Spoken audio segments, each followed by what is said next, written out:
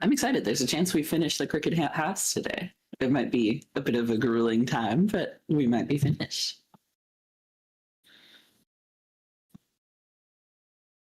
I should probably get my notes and my book out.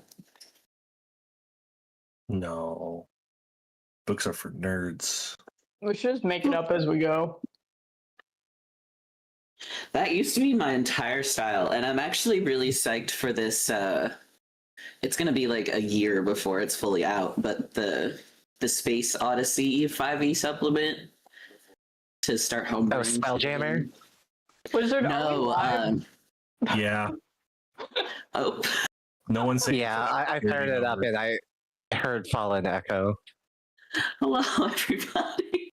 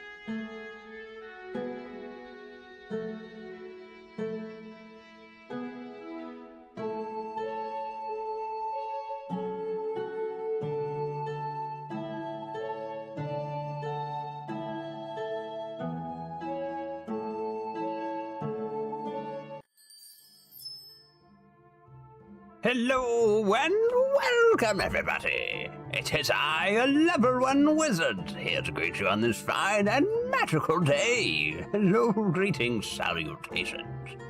How's everybody doing today? You guys ready for a little Dungeons and Dragons? A little whimsy, a little magic, a little fun times? Oh, we've got a good session in store today, I'm sure of that.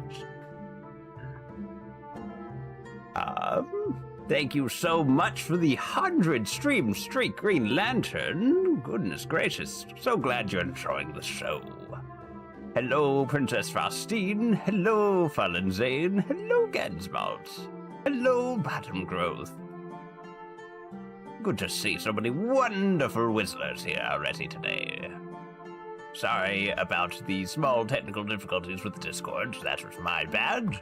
I forgot that the Discord's unmuted on that tab, and I was a little busy trying to finish sorting out the last little bit of pre-stream setup that I have to do. I was running behind today because I decided to start trying to do art, and I got a little behind. Oopsie daisy. But hey, this wizard's trying to learn how to draw things so I can eventually learn how to animate things.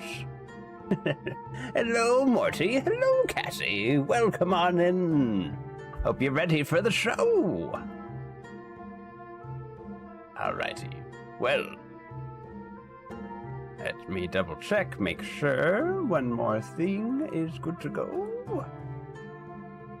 Got the pre-rolls off? We've got the pre-rolls off, ladies and gentlemen.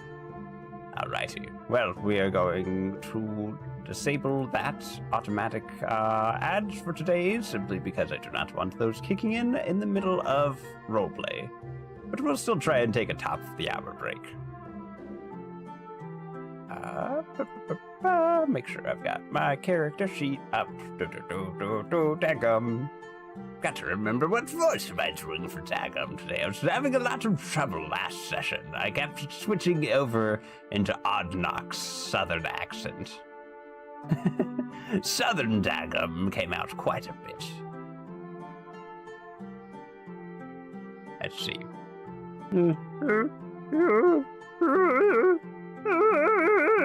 Yeah, okay, this is gonna be Daggum. Yeah, that's good. Daggum like this voice. This good. This voice not going to be remembered in 2 minutes. That's okay. All right. Think we're ready. You guys ready? Y'all ready to hop on into it? Let's go greet all the other wonderful adventurers and our dungeon master for today. Hello, people who are probably talking about something we don't want to be talking about, but hi, I'm here now to shut it down. Hi, hello.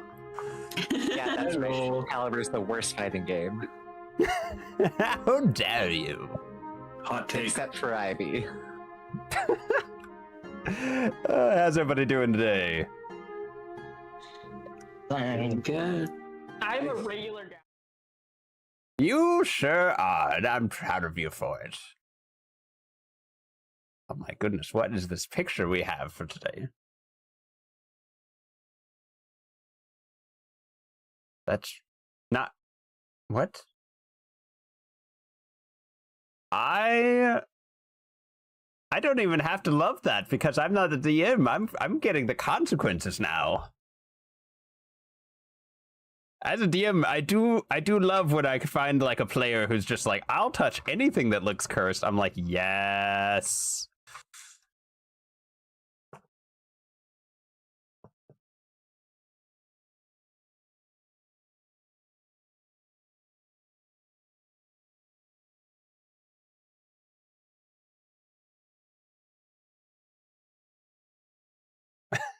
We seem to be doing fine. And Yeah, based you're doing all on right. the amount of spell slots I have left, I think we're good for another long rest. Another 3 floors. That too, sure. Yeah. Oh, God. Oh, that. Thanks for reminding me to look at my resources. Wizard, are you able to zoom in on that picture? Because it's really good. I also posted it in Absolutely. the maps channel on the Discord if you wanted to zoom that way. But I have for you a beautiful little cross section of the Crooked House here. There's no real spoilers, so I thought it would be fun to share. And this drawing gave me just a beautiful understanding of the space and the layout of the house, and I thought it deserves to be seen.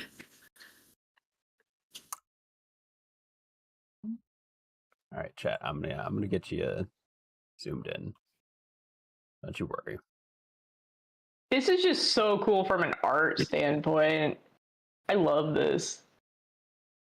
It zooms really well too. Like it's super well done. Slain. Everybody pick what room you're gonna die in. Okay. Choose the backyard.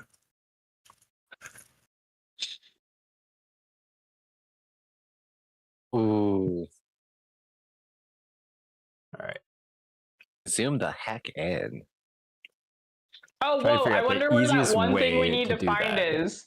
Just gonna have to do section at a time, y'all. So we're running all the combat on the big map, right? The cross section.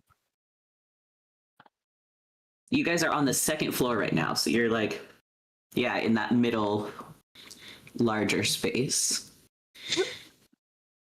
Chuckles is out on the balcony, and everyone else is either in the hallway, the bathroom, or that primary bedroom space.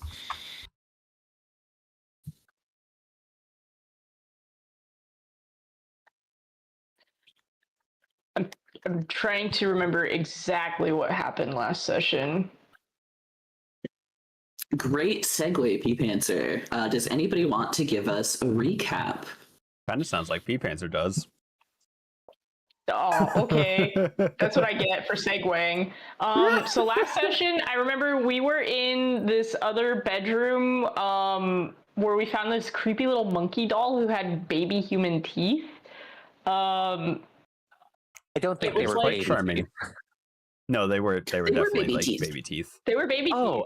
I remember because Dagum tried to use them like as weapons and couldn't. No, I'm saying They I were thought too they attached. As teeth usually are. Usually. So we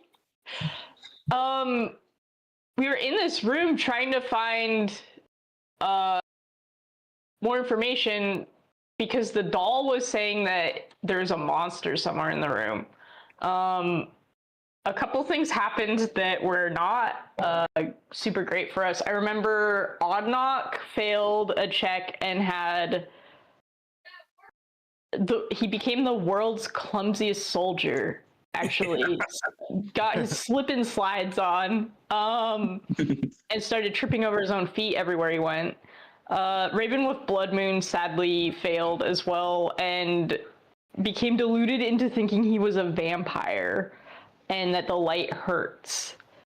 So while we were straight off the floor. No, that didn't happen yet. Because while we were dealing with that, Chuckles left the room. Pestis was in there with us, and then what did we call it? Like some sort of lurker jumped out of the closet and grabbed Pestis and basically gutted him all over the floor. Lurker in the D. Yeah, the lurker in the dark. Basically gutted Pestis in one hit. And we had to take down this guy who was extremely strong. There was sadly blood all over the floor, and Raven with Blood Moon succumbed to his delusions. Thankfully, due to his nature as a sorcerer, he snapped out of it. Because of the blood sorcery, he healed and realized what was going on. Very bad, very sad. And the rest of the group moved into the bathroom, which began flooding with blood in classic haunted house style. And weasels came out of the sink, I think, right? Yeah. Yes. Out of the sink, out of the walls, out of the drains. Yeah. No bueno. Luckily, while everyone was defeating that, which they did, Chuckles decided to wander off and trigger a lot more weasels in the other Specifically room. Filthy Johnson. Yeah, there was like Jasper. a gross. Yeah, there's a gross. Jasper. Are we fighting prospectors? There's a gross pigeon in the other room that summoned weasels or something. And now Chuckles has abandoned us to once again trigger more traps while we finish off the last of the weasels, I believe is where we left off. Dagum's been throwing teeth left and right. Yeah. I have become a Chuckles teeth went mancer. out there in order to like draw their attention. It's not All working. I don't carefully think. plotted. It's not working, but there is a plan. You look like a coward. You look like a cow. It's part of the plan. Oh, and Pestis got that cool bag, right? Yes. Yes. The quote, Yes. unquote, What bag of cool bag. holding? The most Yeah. cursed bag of holding. And we're still looking for the gem, the cup, the bear, and the pin. I still have heroic inspiration. I don't need it. None of us are using it. Why would We're we, s- why we're would we quirky need to? like This is that. turning out great. DM, you can feel free to weaponize my inspiration against me until I learn how to actually use that. Oh, that's a great reminder for me, actually. I also have force disadvantage that I can use against you guys because you didn't want the I gave the recap last week. We didn't Yeah. want to take your thunder. I mean, you clearly had it. On you, I rolled only ones anyways. We were rolling nat ones and stuff and not using them. Yeah, why do we do that? We're letting the dice participate. Honestly, I'm just Sometimes I super feel curious like on the dice how we was get broken. cursed. Quit her job. What was that, Pestus? I said sometimes I feel like the dice have spoken, and to take an inspiration would be just. It's cheating. You're so Farce. right. So right, Yeah. bestie. I mean, It's insulting to Dice Christ. Yeah. the vampire thing was like a load-bearing dice fail for Ravenwolf Blood Moon's characterization. So Load bear. That's a load bearing that one. like I need that. My guy wants to leave so bad now. So we are starting this session deep into combat. We are on round 4 of this, and if everyone's ready to get started, if that inspiration is flying off into the breeze, I'm knocked. Would you like to kick us off? No, but I'll do it anyways. All right. First things first, if I remember correctly, I'm currently strapped to Dagum because I keep falling over, so he's just carrying me. Yep. Shoulder Yes, mounted he's back. Put friend. together, right? Yeah, I am the shoulder-mounted card thrower. So we're gonna kick off. I'm gonna use my Dance of Death ability to see if I can get advantage on my attack roll by doing a DC 15 performance check. Oh, and I get it exactly. All right, Let's it's a go. new day. We got better rolls today. Does the 18 hit? Yes, it do. Oh boy! And if I remember correctly, the badger does count as an ally, so I do get sneak attack on this. Yes. You Yes. sure do. Oh boy! So that's gonna be 9 plus 8. That's 17 force damage. How would you like to do this? Wow, we definitely could have finished this last session then. It did still have half of its HP. It just got bloodied, but it had 16 left. Oh hell yeah! All right, well, Oddknock heroically strapped to the back of Dagum, using him as both human shield and carrying horse. Just kind of so lean happy with- over his head. with his glowing deck of cards and just frantically just whip one at him while barely looking and trying to duck back behind Dagum's head, and it falls down dead to the ground as Oddnock accidentally falls off Dagum's back and collapses to the ground in a heap of bones again. Beautiful. Ah! For a brief moment, there's respite. You can hear the storm outside.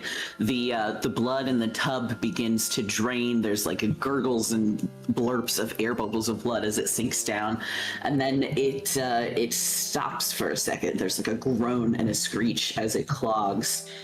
As Filthy Jasper pops out of the drain in the bathroom here and is going to go for, what was the dog's name? Fluffy? Pretty sure it's Cotton That Ball. doesn't feel right. Cotton It's the Ball. badger, man. No, Cotton Ball's the badger, yeah. Oh It's my Buttercup. God. It is You don't even know your Buttercup. own. Do you know how many names I have to keep track of in D&D? He's gonna make 2 rend attacks against Buttercup here. Don't rend me, bro. That's a 20 and a 21 to hit. Neither one hits. No, I'm just kidding. They both hit. He actually got plate mail for the dog. It's like +2 magical plate mail, so it's chilling.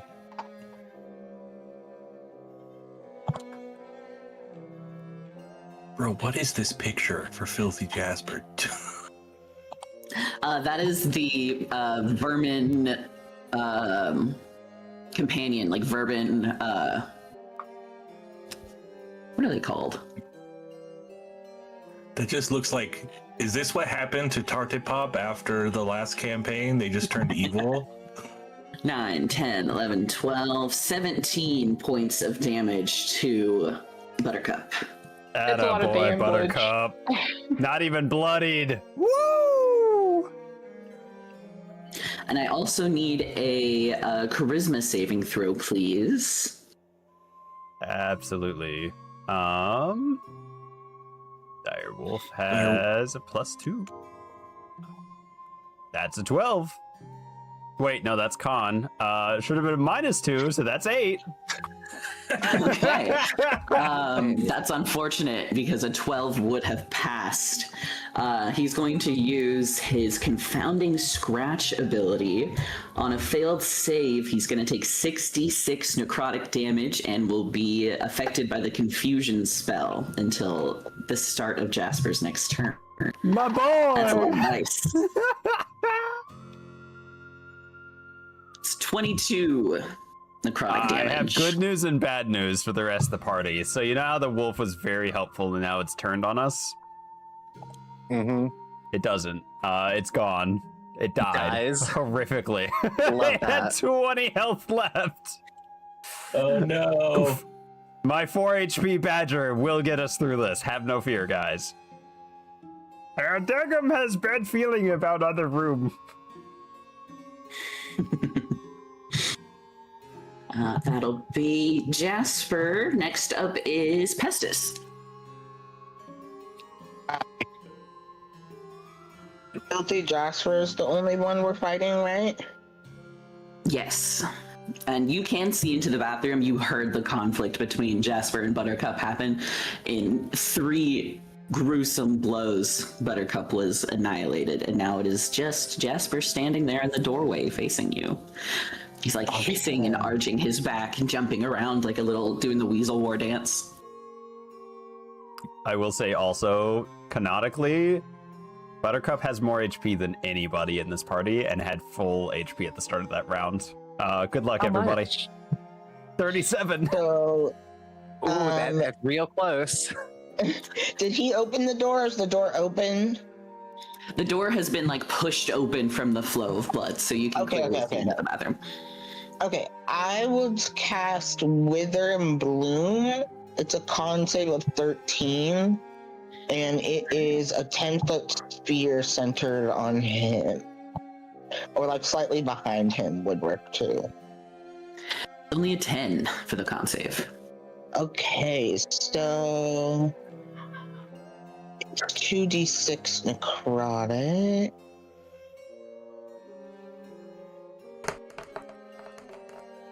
And then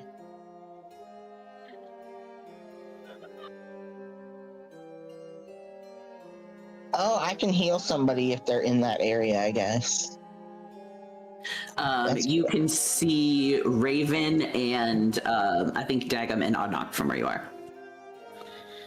They have to be within the 10-foot sphere also, I think. It says with us. Ah, Yeah, they have to be like in the same, which is cool. It doesn't hurt my friends. It can help. So, it was, I didn't see the roll. I think Oddnock and Ravenwolf are both in 10 feet squared of that. Wither and Yeah. bloom damage was 8. Okay, 8 damage, and then, who needs healing? You know, I think party-wide we're pretty set on healing. I think Oddnock, Oddnock's the lowest. Oddnock is bloodied and within range. Ravenwolf Yeah, but I have is a Dagum fine. shield. You do have a Dagum shield, but your Dagum shield has 14 HP, so not looking much better than you. That Alright, means we'll do I have Oddnock 14 then. XP. just heal Oddnock. Oh goodness, we're cooked. All right. In all seriousness, how much did I get healed for? You can spend one of your unspent hit dice and regain a number of hit points equal to the roll plus your spellcasting ability modifier. that's pretty cool. So Oh yeah, I we love Wither and plus Bloom. That. Plus, I don't think I have a spell Plus casting 5. modifier. It'd be my plus my 5, I think. Ooh, so that's 10? Away. No Oh, longer bloody. Yeah. Oh no, and I'm no longer clumsy. Yep, you are decursed. You don't have to leave though. You're always welcome here. Jasper Until I also already bloodied fell to by the that floor. attack.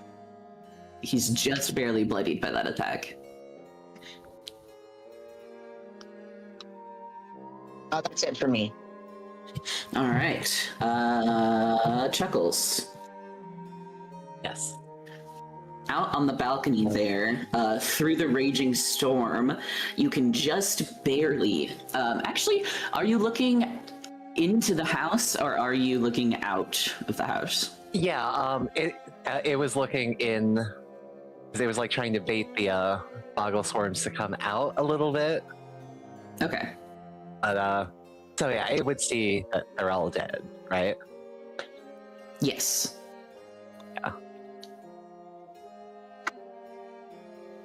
It's gonna sheepishly walk back inside and put its hands on its hips and look around and say, "Great work, everybody. No one can defeat us." Wait, where's Justice? Dagum does not think battle is over. Dagum just lost Buttercup, and Pestis might be next. We'll see. I can see the bird. Is Did Pestis the bird? Oddnock not feel himself heal from the other side of the door? Wait, is the door closed right now? Did I miss that? No, No, door's it's open. open. Oh, Okay, no. then I Oh, okay. certainly Yeah, have it is. line of sight. Yeah. It will protect you, Pestis, and it'll dash up to the doorway and just stare at Filthy Jasper. Like, you. And that'll be my turn. You awoken me. I don't know what you are blaming me for. It's blaming you for the giant rats. How's that? Dagum, it is your turn. Absolutely. So we're getting a little cluttered, but that's fine because apparently I'm a Teethmancer now. So I'm gonna send the badger in. How small is the badger actually? Can it occupy the same space as Pestis? Giant badger's medium. Well, the giant badger's mediums are probably not. It could get through the door since Jasper is small. Yeah, okay. You can pass through. Cool. I'll get the badger in there, and then I'm going to go right here. 5, 10, 15. All right. Yep, that should be good. So, I take another tooth that I've already made magical, and I wind up for a big baseball pitch, and then to everybody's dismay, I throw it past Ravenwolf, Bloodmoon, Pestis, and Chuckles. Chuckles. Yep. Let's see how I do. A tooth has just been launched in between all my friends. 17 to hit. That hits. Awesome. 7 magical bludgeoning damage. And then for the badger, he actually has multi-attack, so that is a 14 to hit and a 7. 14 just hits. That is going to be 4 piercing non-magical damage. Jasper's not looking good. Duggan thinks we can do this. Everybody just stay very still so my teeth don't hit you. I'll also pick them up. I don't want to lose any. Okay, I'm done. Who's next? Raven, you should go. I'm sorry, Ravenwolf Bloodmoon. It is Ravenwolf Bloodmoon's turn. Okay, we're gonna keep it simple. I will flap out my hand and cast a Sorcerer's Burst. If I remember anything, it's that flying is weak to ice. I'm gonna use frost damage. The 22. Ooh, that hits. An incredible 3 damage. What if it's weak to Jasper, it though? please That could be don't, 6 damage. Oh, it could be 6 damage, you're right. Start running low on spell slots. You better be careful. You're gonna make us all actually believe that if you win. I lied. I have only used 1 spell slot. We want to go into the inevitable boss battle with cantrips only. Yeah. That's my good. plan. Anything else on your turn, Raven? No. I'm good. Back top of the order with Mr. Sinclair. Now freshly decursed. I'm just like, I can move. I can fight. And I'm just gonna crawl over by the door, peek around the corner, and be like, oh, these guys haven't freaking killed this stupid bird yet. And then we're going to tell my own fortune by doing another little dance of death to see if we're gonna kill. Oh, hell yeah. Since I beat the DC by more than 5, I get to get temporary HP. Nice. 1. Just a reminder. Yeah. In the roleplay pictures, I've posted a little snippet of Filthy Jasper here. The token doesn't do him justice. He is not a bird. That is just the vermin token. That hits. That hits crazy good. Yay! All right. Crazy Let's just fat. keep on killing. 5 plus 8, that's 13 force damage. Woo. What does your attack look like? So Odok's Jinx weapon is his familiar deck of playing cards that he's had since the beginning, and it just sort of glows with this ghostly blue light, kind of the same color of the sort of aura that surrounds his scaly body. And when he throws them, they just slice clean through like hot blades, and they kind of smoke a little bit when they're left behind on the ground. Your cards burst out and slice through the different sections of this mangy rodent. You sever the tail from his body, you take a leg, and manage to hit him almost right in the center of his forehead, splitting directly between his vision. You see him hiss and wither and scream and cry. "Vesta Browntooth will have her revenge!"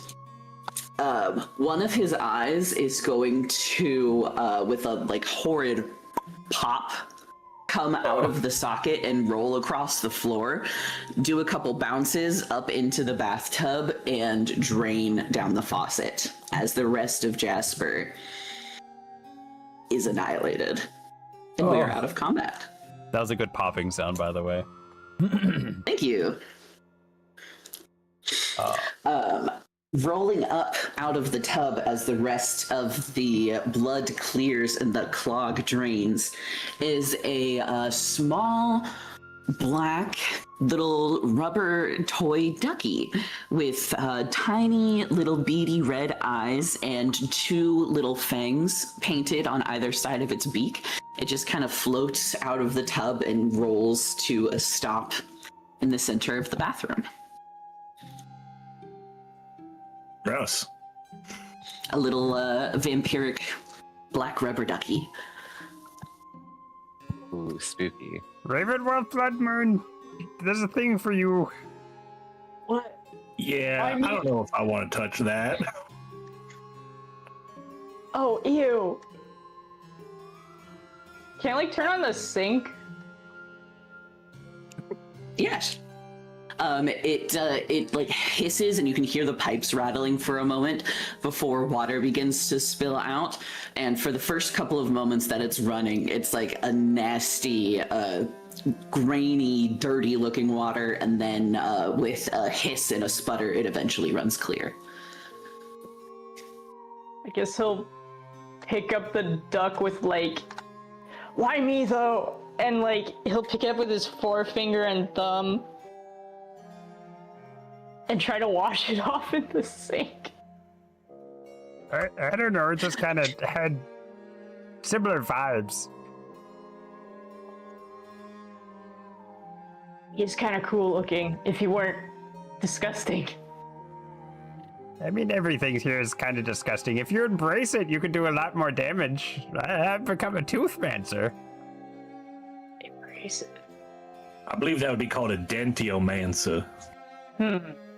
I can't. Too many syllables. No. That sentence had too many syllables. Apologize. Holding this little rubber ducky, you do feel some sense that this has some magic to it. Okay. I gaze into its eyes. Longingly? A duck gazes back. Longing? I'm trying to find where we wrote down everything we needed to find. Hold on. Yeah, duck wasn't on that list. I can double check the list, but pretty sure, yeah. The rubber duck of manslaying. If anyone wants to throw out an Arcana check to see if you can recognize this item, you're welcome. Oh yeah. I will sure. try as I gaze into its eyes. I'm fantastic at Arcana. I know so much about magic. I'm still kind of mostly focused on the teeth that are missing. I need to go find at those. least that wasn't a crit fail. I got an 11. I'm weirded out by it still being gross. Oh, finally. Whoa. Nice. Raven and Oddnock, you guys get a sense that this thing could be quite powerful, but you're not entirely sure what it is. But Pestis, as you clock this item, you may have seen something similar to it before, but never fashioned in this style. This acts as a figurine of wondrous power, a silver raven figurine, except this one is a little ducky. Wow. Into a vampire bat? Hold on. What does that do again? It should Basically lets you be cast an animal messenger, right? Yeah, I'll throw out a screenshot. Oh, here it is. Silver Raven. There's a lot of... I don't see rubber duck on this list. It does work as a raven. Or it uses the raven stats. Except when you use it, instead of summoning a beautiful, graceful, intelligent raven, you spawn a vampire duck. Which one of you guys love pet? This isn't really my vibe. I mean... I hand it to Dago. I feel like Dagum, we both already have access to so many animals. Dagum does It have doesn't a lot of require, summons. It doesn't require attunement, so if anybody just wants to hold on to it, anyone can use it. It will take it. It's reminded. It can also go into, we can use the new group inventory, party inventory if you want to.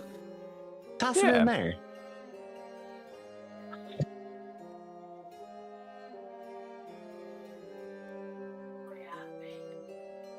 That's kind of cool that we don't have to keep track of who has what.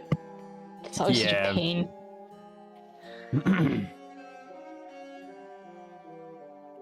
D&D Behind did something really good with that.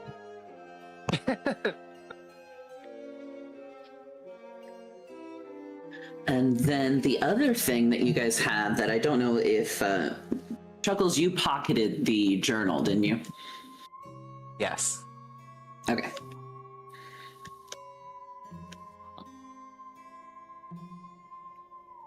And it would like to take a look at it now that the fighting's over. Beautiful. I still gotta turn everybody up. Everyone's at max volume on Discord today. I don't know if it's my headphones. Faster. That doesn't help me with the loud. Aww. Okay, I'm just getting old. True. I mean, no. I mean, while we're all trying to figure out what to do with this little rubber ducky thing, I guess it's good time as any to admit that I think I might have found something useful as well. And I'm going to pull out the planchette that I found downstairs. And I'm going to move it to party inventory so everyone can see it as well. And then I'll take it back. I think you can equip it from there. I believe that one will require attunement if anyone else wants to use it. Yeah. I'm not much of a magically inclined individual, but I kind of get the feeling that this might be useful for like a spell casting sort of person.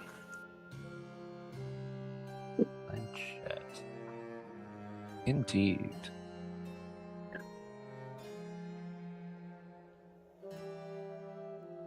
Oh.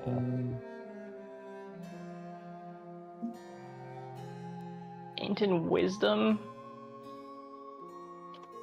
That is pretty nice. Does it specify which classes can use it? It does not. I don't think so. As far as I can tell, no.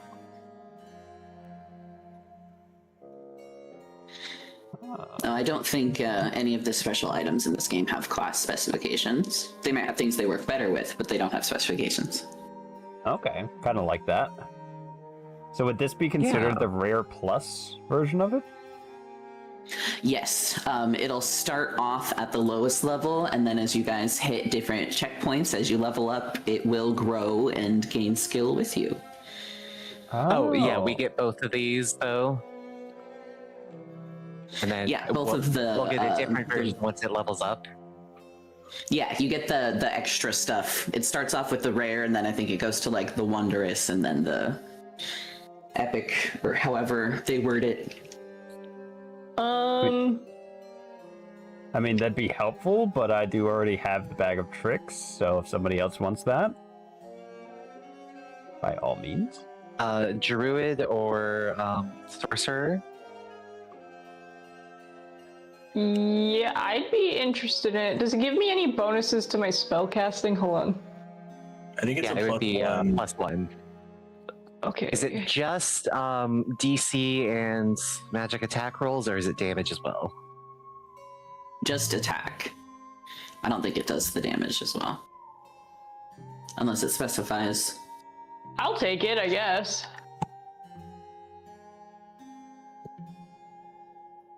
All right. It looks cool. Nice. Equipped by Ravenwolf Blood Moon. Oh, we even get to see who, like, steals the things out of the party inventory. Nice. Yeah. So no one can be, like, really sneaky. Feeling? You say that. It just says that it's equipped. Yeah, you have to go to your inventory, scroll down to the attunement section to make Yeah. it attune. I do see that. Yeah. But I Wow. can't tune yet. Nope. While everyone's watching Ravenwolf Blood Moon look at the planchette, Oddnog takes the rubber ducky and puts it under his hat. I love that. Jack, I'm so proud. You could bring little duck and friends and stuff, and it's going to be good. Don't forget to name it every time. I don't know what you're talking about. Okay. As his hat sits about half an inch taller than it used to be on his head. Okay. I wink both eyes at a time. Like, really, like, heavy facial movements at Oddnock. Okay. That was a weird blink, Is man. something in your eyes, Dagum? Is now, maybe.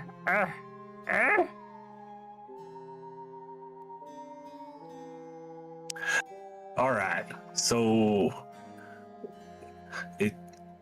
is there anything in this room that we have failed to investigate? Did we look at this obvious-looking book on the desk over here? Yeah, that's already in inventory. Oh, all right. Chuckles, you crack open the journal to find the daily musings of Philip Druskenwald. The first couple of pages of entries, this book seems to have been started just a few months ago, are mostly just retellings of interactions between the Crescent Court and the Druskenwalds, going into different accounts of the different leaders and monarchs of the various areas of... Where are we? Barovia. Yeah, Druskenwald. Why did I forget that? It's literally the name. Okay. It's too obvious. So I'm sorry. Between who and the Druskenwalds? The Crescent Court, which you gather from kind of context clues. Philip and Adela are the two main rulers of this land, but each different area has its own kind of captain. There are 1, 2, 3, 4, 5, 6, 7, 8, 9, 10, 11, 12 different members of the Crescent Court. The Chateau Claire de Lune, or Philip and Adela's home on the coast, is in an area itself that has been called the Crescent Court. That is where they all gather to meet to discuss the different needs and issues of the areas of Druskenwald.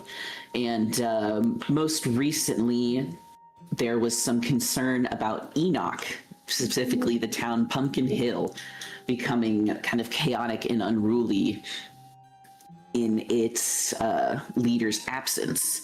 Then you get to the more recent entries.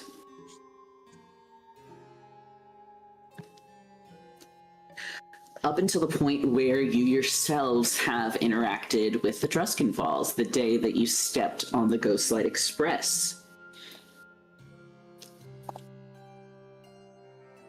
Philip is discussing wanting to make trips to the different areas of Druskenwald to meet with the people more and interact. It's been a while since they've gone on a tour of the land.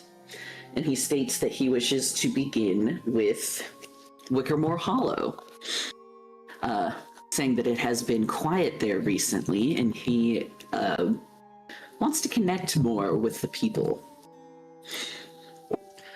There is a brief entry about the train derailing and a group of new arrivals saving their skins, and then you make it to the latest entry, which reads, "I have been without my lordly powers for a night now. They ended the moment we crossed into Wickermore Hollow. I knew that something about this land was drawing me here, but now I know that we have reason to stay. I must connect with the people here and figure out why I'm unable to use my abilities. Me and my wife both are quite confounded. Some of the villagers have been quite welcoming, while some seem to hold me in a strange regard. I always feel eyes on the back of my neck. The mayor, well..." And then like 2 lines of ellipses. "Competent seems to be a bit strange.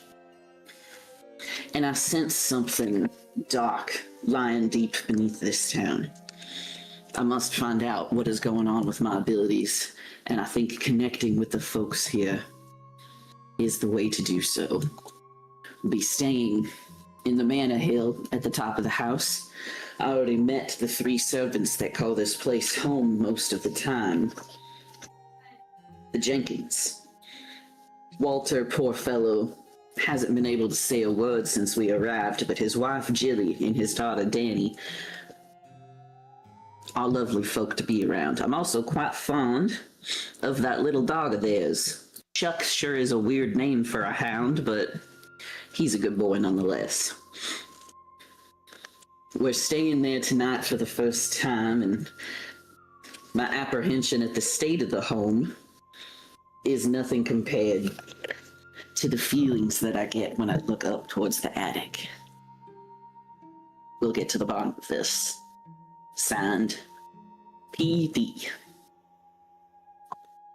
He signs his diary. Every page, a beautiful, swirling, huge signature. Every entry. So it's PD as in Philip Druskenwald on the Yes. cover as well? Okay, I thought it was double D. Makes more sense. Oh, that question answered. Dagum, next to you in the... No, not draw. Give me the ping. In the wardrobe here, you hear a scratching sound and a shuffle of fabric. Ooh. I'll go happily check it out. Could be a new friend. Don't do that, Dagum. Don't know what's Dagum inside. completely ignores Chuckles and opens it. Dagum, no! Bursting out of the wardrobe in a puff of cotton balls and white fur gray fur is the small cat Wisp. It is arched and puffy, and it looks aggravated and annoyed after hearing the sounds of combat in the bedroom. It looks around and takes in the scene, the piles of teeth and sludge where the boggle swarms used to be, and visibly relaxes before looking up at you, and then just kind of ignoring your presence and cleaning himself down a little bit. Absolutely. Can I do an animal handling to try and like kind of go pet the cat and see if it might be friendly? Absolutely. There's a 16. The cat's fur like bristles and raises a bit as you reach down to pet it, but then he actually leans into your hand a little bit. Oh, Gugum has made another new friend, everyone. Oh boy, Joy. Oh boy, oh boy. What's your name, little fella? He gets up and weaves between your legs before walking over to Chuckles and brushing against it, and then walking over to Oddnoct, and its pupils become huge as it looks up in your ribcage and like begins to shake his butt like, ooh, cat tree? Something I can climb? I cover myself Good time. and shy away.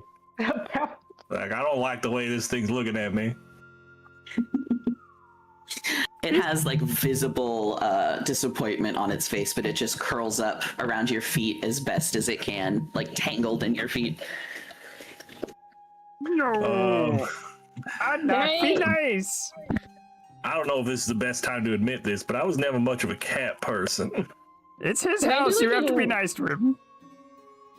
Arcana check or something to see if this is like a summoned creature, kind of like the weasels. Absolutely. Arcana or Insight, I will take here Oh, for well, vibes. I'll do 17 Arcana. There's definitely something up about this cat. There's like a awareness in its eyes that you don't often see in pets, and assessing the cat, it looks back at you and tries to do the same kind of assessment. Yeah, I don't know, man. This thing's creeping me out. It's probably gonna smile with people teeth in a second. Chuckles will reach down and like pull up its lips to check. And it's just been Just staring cat at teeth this in cat. there. It hisses and recoils at you, but there's definitely just cat teeth in there. Be nice to the kitty. Chuckles is gonna back away ever so slightly. Upset with the lack of attention that Wisp is getting, he will kind of pick himself up, fluff his tail up, and just walk straight out of the room past you all, unless anyone tries to stop him, and go up the stairs. Goodbye. Well, if that animal's going up there, hopefully that means that there's no sort of spooky sort of monsters up there, because that cat seemed like it was trying to avoid those creatures just as much as we are. That's a good point. Yes, Agam, must be can safe. you speak to animals?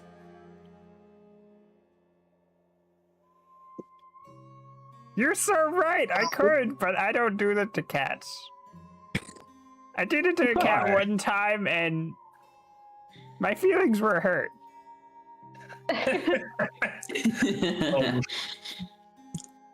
Looks like we are about to get into ads if we want to take a little breaky break here. Yes. Sure. Sounds good. Alright.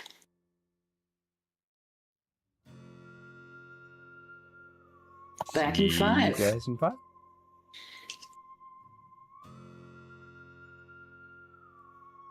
Alrighty, chat. You heard the Dungeon Master. We're taking a short break so that everybody can do a little self-care. I will see you all soon. Please go use this time wisely. Self-care. And I hope you're having a good time. I have a feeling things are about to get a little silly.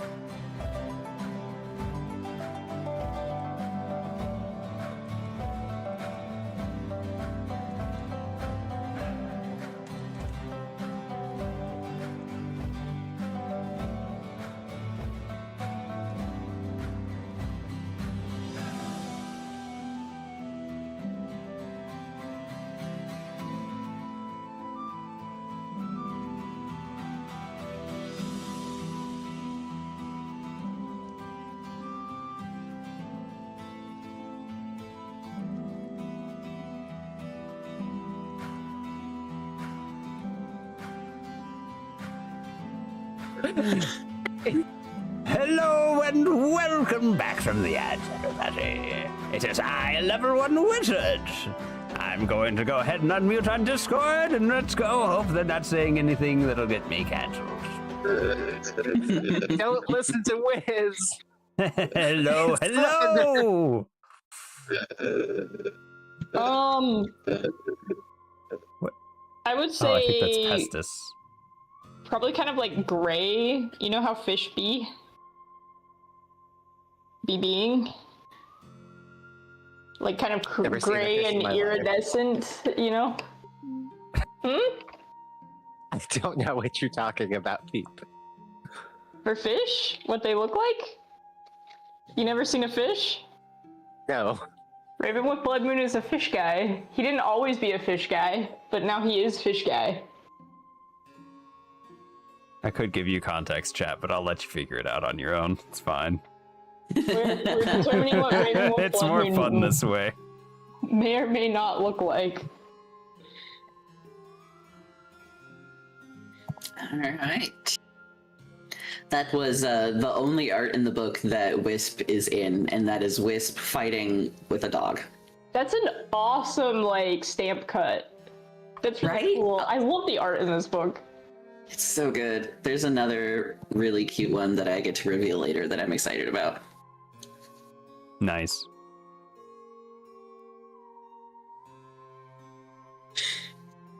And some not so cute ones that I'm also excited about. I would not be surprised in this book.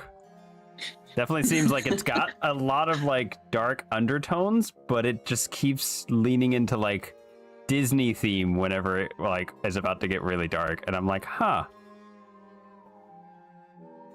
I think that's Really just good us tonal doing that. whiplash. Yeah. That's true. The whiplash is good. All right, we are out of combat. We are one rubber ducky richer. Woo! And we have read the contents of Philip Druskenwald's journal. What would you all like to do?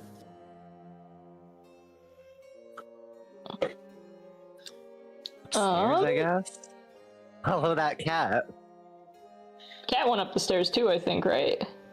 Yes, it did. Well, I guess it's time. What new horror awaits us upstairs?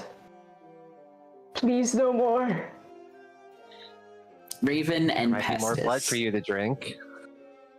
As you walk out into the hall, Raven with Blood Moon, I need to interrupt and say, we'll give Chuckles Darkly the most scathing look ever known to man.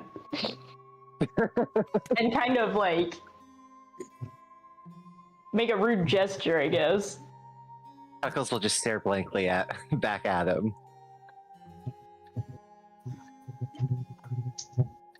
as you all enter Why is the this all so hallway, bitchy? you begin to hear a We'll kind of snap at you. intermittent swaying, creaking noise. It back and forth. Coming from the stairwell. Mute for 1 second. Mm-hmm.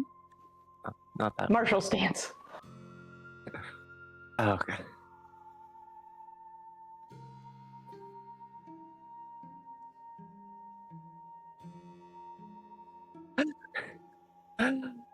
Chuckles will lead the group, mostly to get a little bit further from Raven Wolf Blood Moon.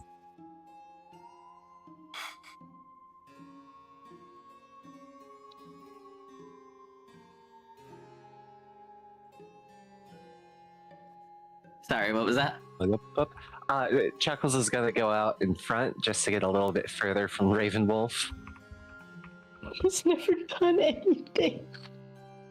As soon as you round the corner, you're able to see, hanging from the ceiling, suspended above the stairways, is the Crooked Man.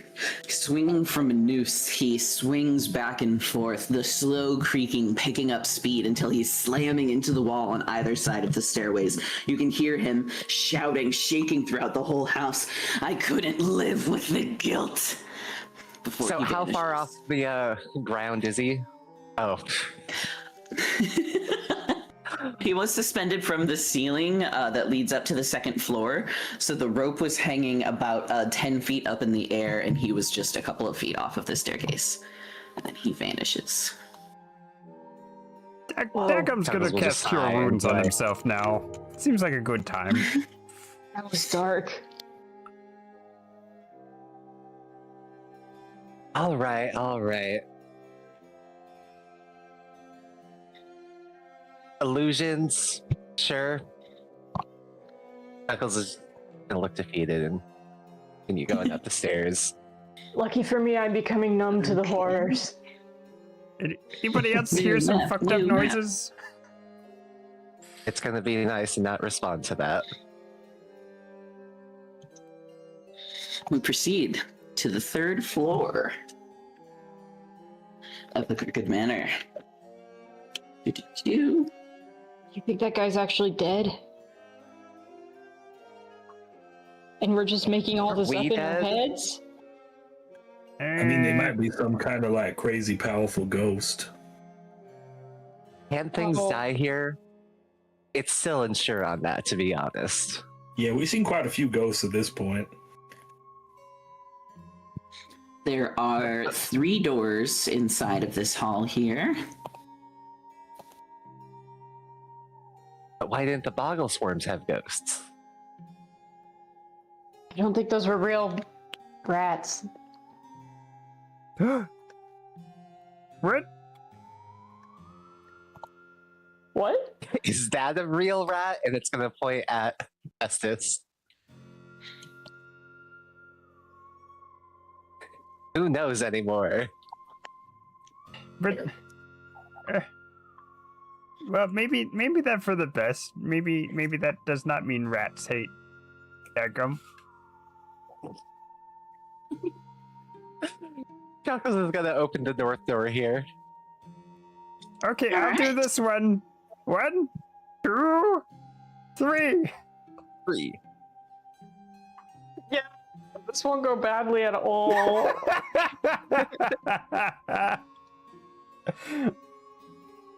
It worked last time, right? How's your room Oh looking, my best god, friend that baby Chuckles? exploded. Oh my god!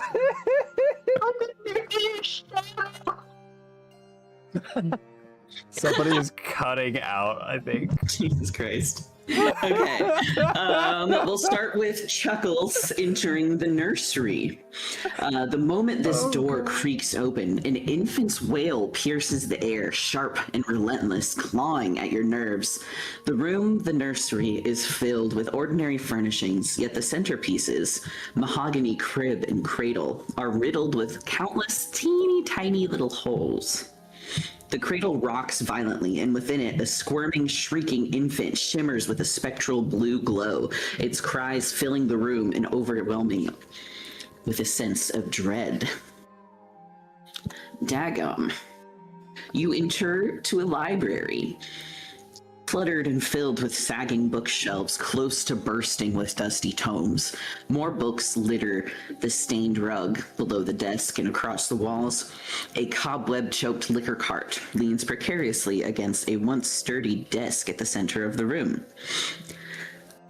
A leaning stack of old books rests against the desk, and sitting atop that, a gray cat observes you with large golden eyes.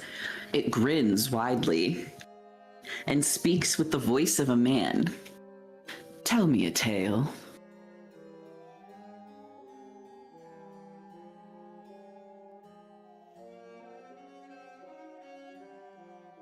Can't got your tongue? Okay, so hold on. Let me think. So there once was a man, and he liked animals a lot, and he liked animals so much that he magically gave life to 3 animals a day, and then had to help make their day as good as possible so they would not be mad at him every time they died as soon as the sun went down. As you tell your tale, one of the books falls off of the bookshelf and falls open, and you see the words that you speak begin to be inscribed in the book. Could you please give me either a performance? No, actually, this is obviously a tale that Daggum is making up, right? This is kind of Daggum trying to describe his day, because he panicked and does not know. Then a you tale. can give me a performance or a history, since this is a true story. I think I'm trying to put on the best performance I possibly can, so I'm gonna give a +0 to that 4. Unacceptable. The words erase themselves and the book slams closed. Oh, Like that. oh, hold on. Daggum knows someone who's really good at stories. Hold on. Unlock the scary books in here, and I need stories. Oh, what fresh Meanwhile- hell is this? The music stops and screams of an infant are coming from the room the chuckles are in. Not our problem. We've got animals to entertain. All right, I will go join Daggum. Hi. You see Wisp on the desk, grinning a Cheshire grin at you, and as you enter the room, it turns its golden eyes towards you. Now, would you tell me a tale? I'm just gonna look at Daggum and look back at the cat and be like, it seems like I have to. Grinning ear to ear, nodding up and down very frantically. Just, I tried my best. And I kind of just told what I did today and forgot a lot of parts, and I panicked. And you do better. I'll give it my best shot. And may I humbly request that we find out what's happening in the other room before I have to do this? That's fail RP. Embrace the improv. I mean, the DM could refuse. It's their prerogative. I better I'm just go here to make sure narrate. that it's not killing an infant. Back to the nursery we go. Thank you. The inside of this room, the once plush carpet kind of sogs underfoot as if you're stepping on fresh moss and leaves indents in the floors. And there are an assortment of little toys hanging out. I'll actually reveal those guys. That is not the actual picture. But sitting in the crib is a set of 3 plushies that seem to be surrounding a 4th plushie. There is a black goat with stark yellow eyes. There is a large puffy crow with little red beads sewn into the eyes. And it's a goat, a crow, and a bunny that has been altered with little fangs and antlers and wings sewn to its back. They're all in a little circle surrounding a blue teddy bear whose face is kind of turned in a frown and eyes are narrowed in worry. Okay. And where's the crying coming from? It is coming from a glowing spectral blue infant in this bassinet here. That doesn't seem normal. Yeah.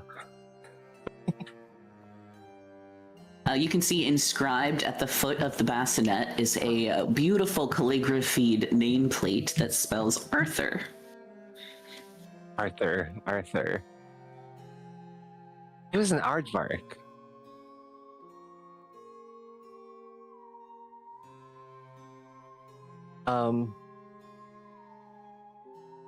It's gonna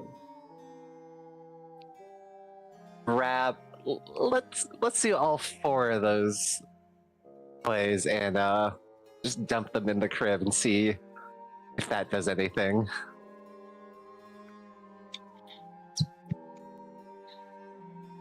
Standing there appraisingly with its head cocked. As soon as they're disturbed, I'm gonna move them and you back. They bear fangs and grow sharp claws and begin to... All three of them are going to jump out at you. I need everyone to roll initiative, please. Oh boy. We're probably still gonna get to tell our story. Have no fear. Don't worry, I'm ready now. Okay, 6 good. seconds at a time. Knuckles, I need you to stop going into the children's rooms. Why are you saying it like that, Raven Wolf Blood Moon? If this bad stuff always happens. Maybe you should go in the Pestis, first I just need your two. initiative. I don't think I know anything about children. No worries. Why would you think it does? Okay, do you want me to use your default one then? Yeah. Okay, cool. Perfect. The goat and the crow are going to get a surprise round on Chuckles here.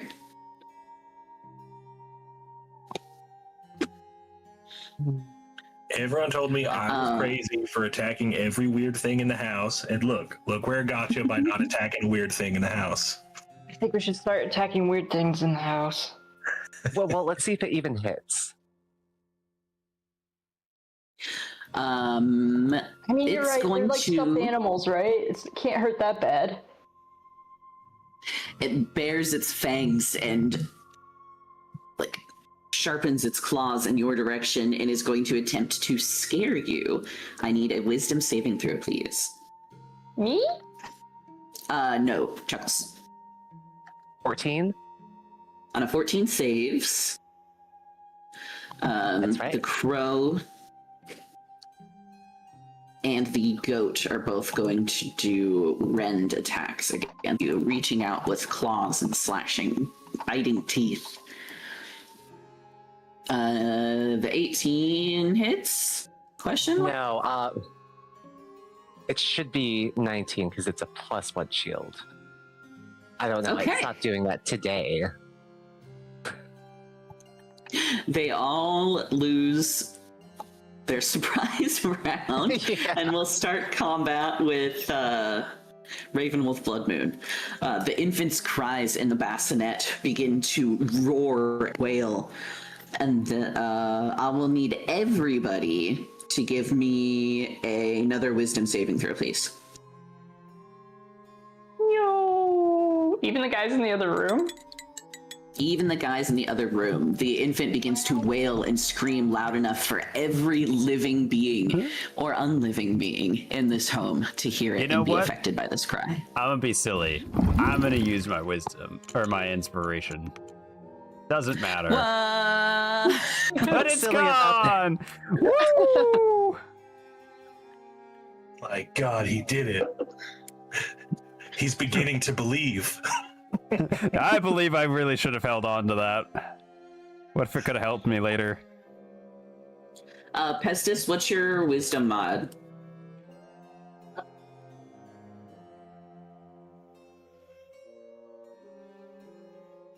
Okay.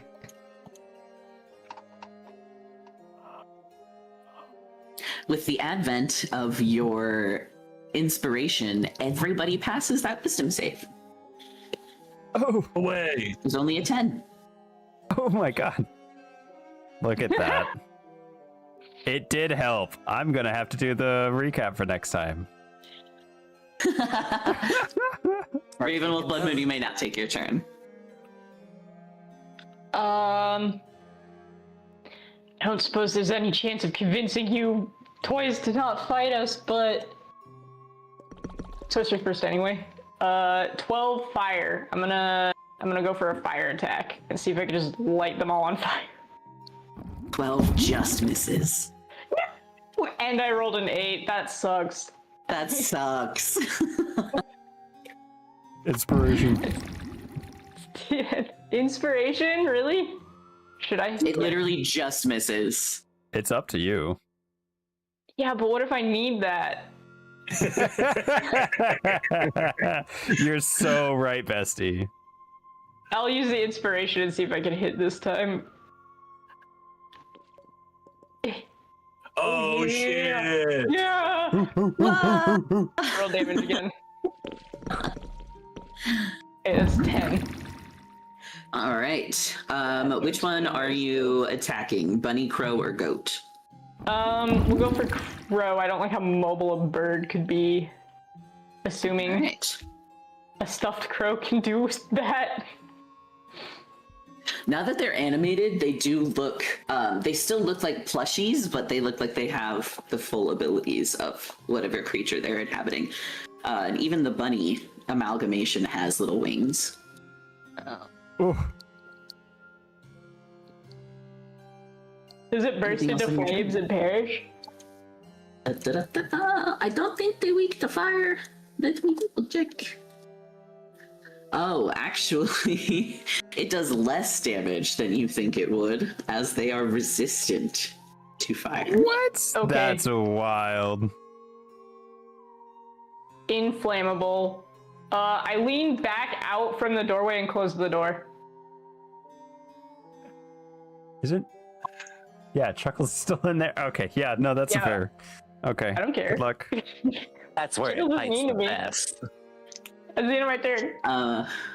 The bunny, the goat, and the crow all got the same initiative, so they're all going to take another attack against Chuckles.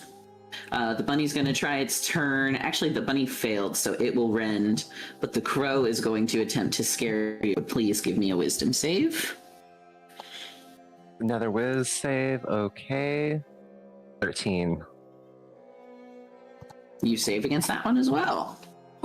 But you will take 6 slashing damage, and you are poisoned until the start of the bunny's next turn.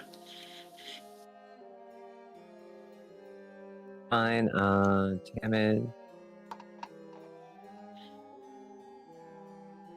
That one also misses. Oddnot, what are you up to? I mean, we all heard the crazy baby scream, right? Oh yeah. So it sounds like somebody fucked up somewhere else and we have to go deal with this before we start telling stories to cats. So I'm gonna look to Wisp and just be like, I'll tell you a tale, but I gotta take care of something real quick. And then I'm gonna grumble about having to do everything around here as I run over and I see Ravenwolf Bloodmoon shut the door. So I'm gonna be like, open it back up, I'm going in. 20, 25, 30. So I'm gonna run into the room. I see Chuckles being attacked by a bunch of toys, and I'm just gonna be like, yeah, and you wouldn't let me kill the other one. And then I'm gonna attack, what's the one that is currently damaging him as I run in the door? The bunny is the one that got a good attack in last time. All right, I'm taking care of that bunny then. We're gonna start using Dance of Death ability, see if we can get advantage. Ooh, doggy, yeah, we do.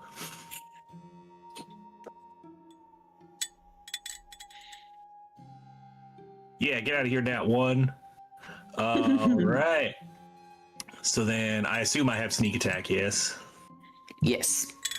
All right, so that's going to be 11 plus 5. That's 16 force damage on the bunny as I whip a playing card at it. The bunny is bloodied in one blow. What would you guys do without me? Probably not see bunnies bleed. Not live a life of sin. There's like a small explosion of stuffing and fur as the cards hit the bunny. Is there anything else from your turn? No, that's all I got. Chuckles. All right. So I'm going to burn 5 lay on hands points to get rid of that poison condition. And then Go with the short sword on the bunny, I guess. All I right, assume that hits for 5 damage. it does hit. The bunny is barely holding itself together. It frantically tries to pick up some of the stuffing from around it and shove it back inside of itself. All right, and it's gonna turn to Oddnocked and be like, "Why is it always killing and gambling with you?" Well, if people would stop trying to kill me and take my money. You'd still be gambling. That's not justice. Well, That's not how it works. well, you're free to die an honorable death on your own time. I'm gonna live myself a cowardly life. What kind of life is that? One that I get to live. Scoff. That's all it says, just scoff. The word scoff just stands there, mouth agape, with no response. Dagum. Oh, I forgot to loop the dang song. All right. Yeah, that reminds me. I need to switch musics a little bit. Okay, so Dagum is going to. I'm so sorry, fluffy kitty creature. We'll be right back. Okay, the story is very important. I promise. 5, 10, 15, 20, 25. It maintains locked eye contact with you for as long as you're in the room, and out of the corner of your eye, you can see its head like fully rotating in a 360. Its smile always staying the right way up, though. Huh. Seems like a problem for later. Might need to hire a chiropractor or something. Okay. So I'm going to action dash to get into the room. So not going so good in here, Chuckles? No fun story time? Story? Yeah, we were telling we're about to tell stories in our room. I don't know what you're doing over here. Giant Badger is gonna just walk in and start attacking the crow. 11 What to would we hit do without you, Dagum? and a 9 to hit. That misses. Well, I don't know. I'm doing my best though.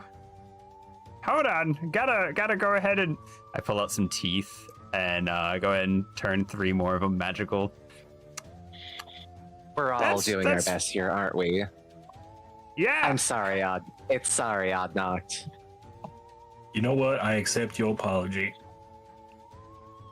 I'm proud of both of you. Let's not die. All right, that's the end of my turn. Pestis, come deal with this.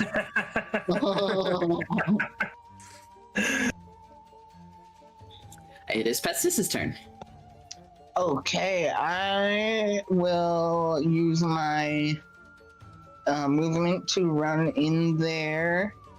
I'm assuming I can get through all those squares with my friends. Yes, you can pass through friendly squares. You just can't stay in a friendly square. Okay, can I run up? I think earlier we hit it with... What was it that it had resistance to? This bunny, right? Fire. Something? Fire. Okay, so I was gonna run up and try a chill touch. That will be... Oh no, only a 10 to hit. That misses, unfortunately.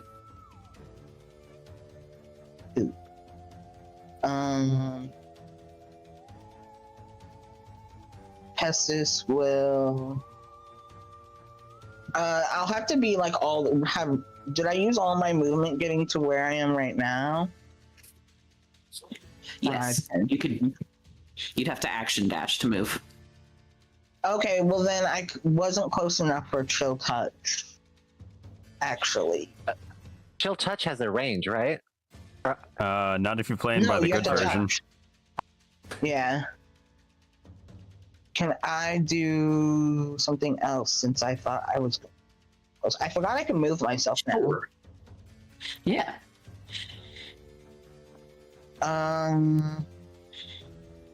From there, I can do the Wither and Bloom thing. Right, let me just do... and Chromatic Orb. Ooh. There That we hits. go. That will be cold damage then. I'll try with my Chromatic Orb. And that is 12. Which one are you aiming for? The bunny. Okay. It does seem to only do half damage, but that is more than enough, as in an explosion of frozen stuffing, the bunny is no more. Hell yeah, Pestis laughs maniacally.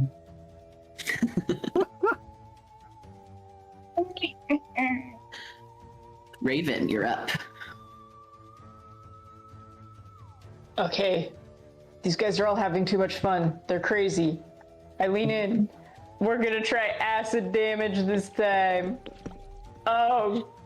No! It goes haywire. Fizzles out and his fingies are dripping with acid. Alright, that's my turn.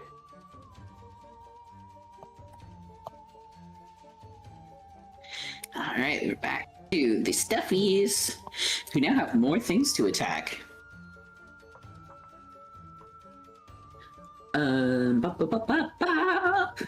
Ah, shit, I should have done this earlier. At the beginning of the initiative,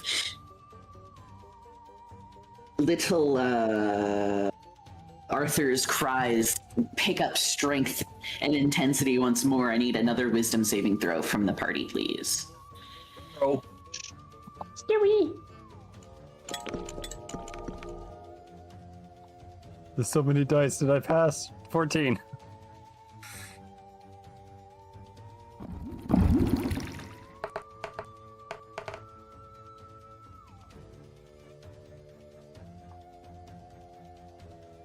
Odd not.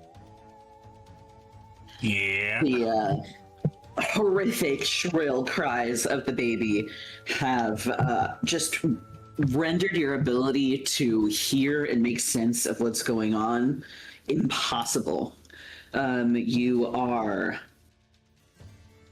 stunned. Oh until no. the next round.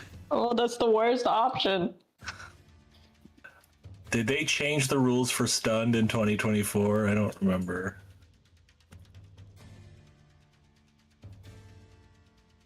I don't think that one got updated, but you should be able to look at the what it says you have to do on the thingy.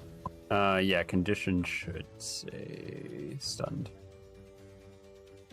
Incapacitated condition, while stunned, automatically fails strength and dex saves. Attack rolls against you have advantage.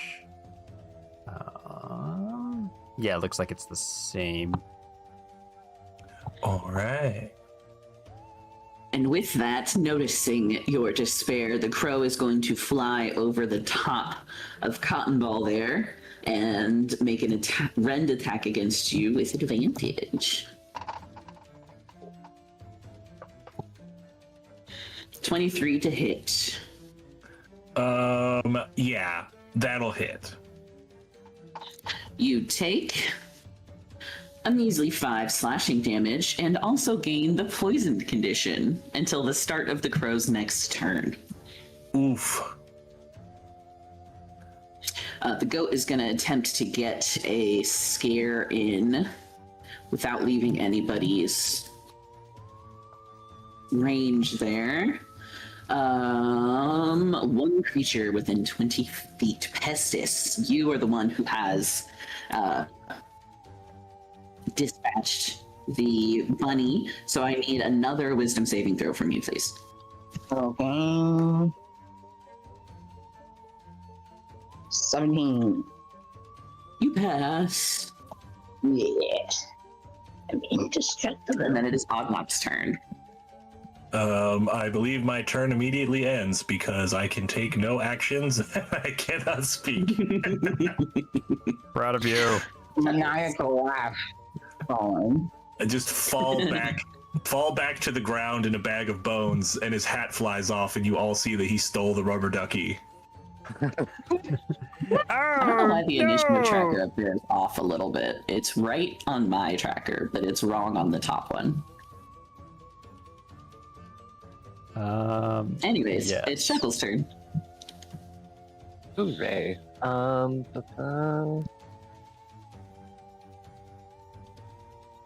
Okay, just the goat and the crow. Have either of them been damaged? No. Nope, okay. It's gonna shift into sicko mode. It's so funny. And go for double attack on, let's go with the goat. Do I get advantage for flanking? Or is it too Yes. small for that? Cool. Advantage. 20. The goat is on the ground, but the crow is in the air. Okay, cool. Definitely the goat then. And then That advantage. hits. Does the 12 hit? That one misses. Misses. Okay. The 16 hits. 16. All right, that is the scimitar. Ugh, only 4 damage.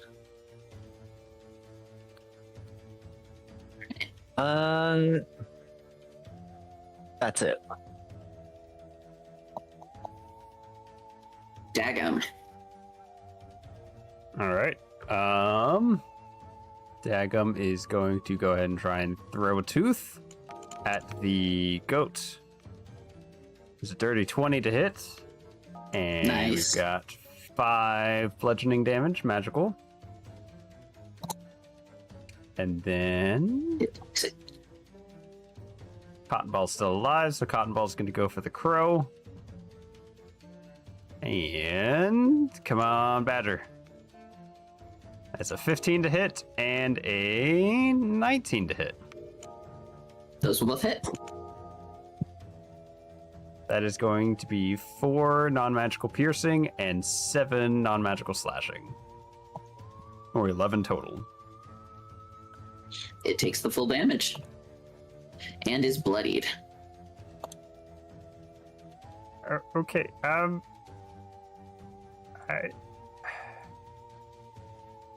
right. No, it's probably... Would it be an action to pick up Oddnog? Or just shove? I think shoving and carrying are like actions, I want to say. Yeah. Yeah. If Yeah, he that was would be- like in pile of bones mode, then I might be tempted to call it an object interaction, as much as it pains me to call an object interaction with another player an object.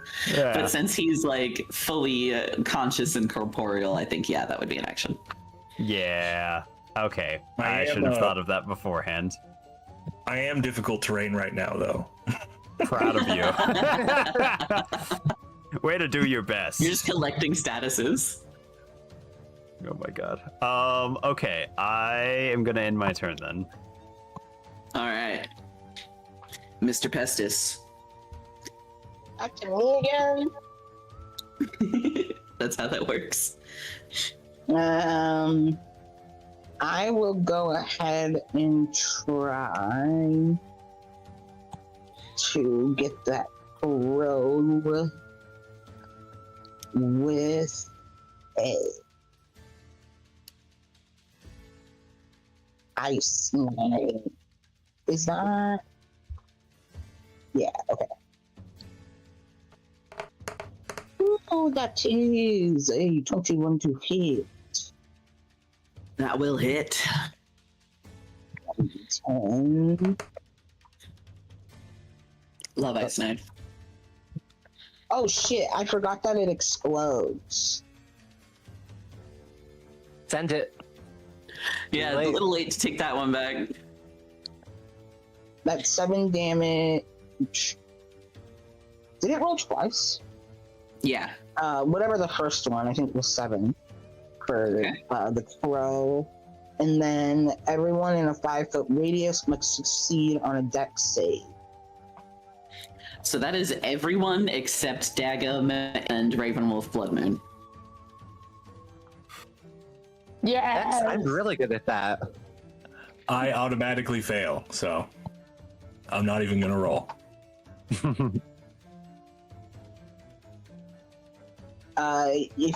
you pass, if you get a 13 or higher. The crow and the goat both save. Does the crow save if it took the attack? Oh, does it automatically fail? I think it just gets the damage. People within a 5-foot radius take the damage, but I don't think it says. Yeah, I don't think the original target takes the second damage. I think it's just. Oh, it does say the target and each creature. So if it saved, then it didn't. So if you didn't save, it's 2d6 damage. Oof. Oh. Those are some big numbers.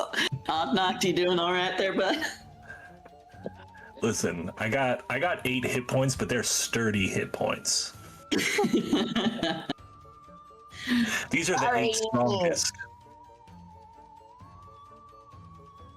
It's not We're about back at the top of the order.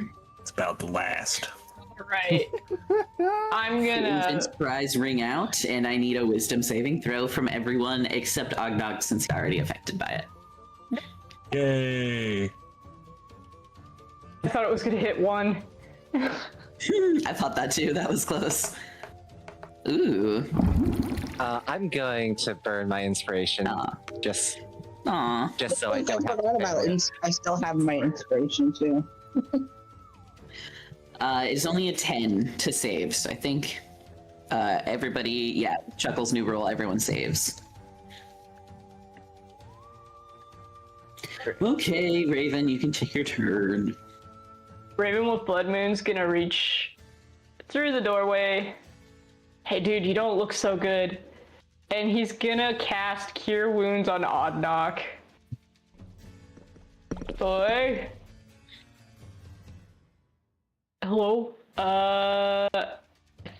Does that immediate 7, 8, 9 plus 2 is 11 HP. Oh boy. I'm still incapacitated and can't speak, so you just hear me go. Did you have Can skeletons have strokes? That sucks, bro. It's the end of my turn. All right. It is now the goat and the crow's turn. So since it is the start of their turn, Oddknock is no longer stunned. Yay! Their attack here. They don't have advantage on it this time, but he is desperate.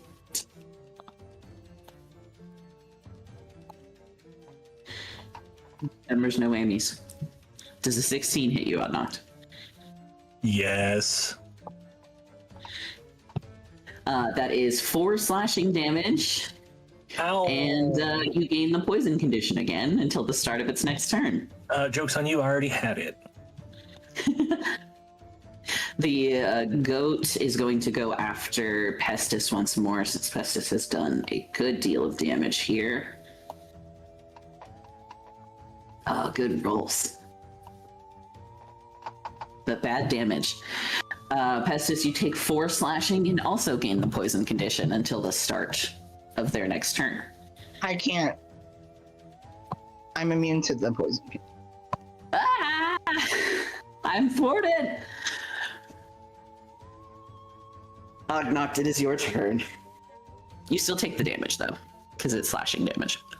How much did you say? 4? 4. All right.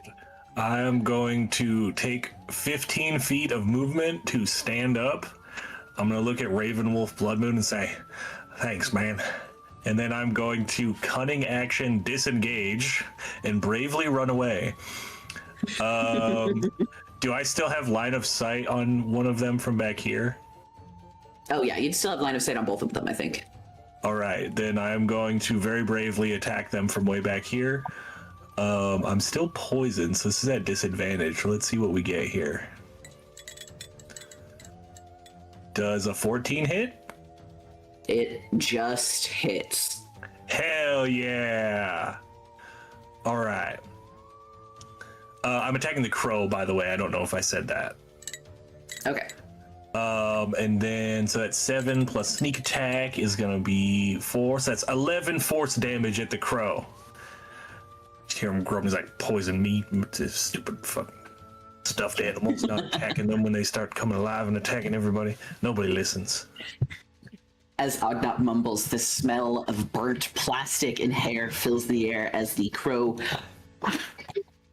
is gone. What was that, Ognot? It wasn't listening.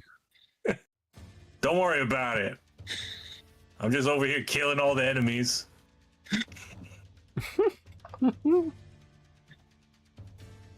That's Well done. All right. Chuckles. Yerp.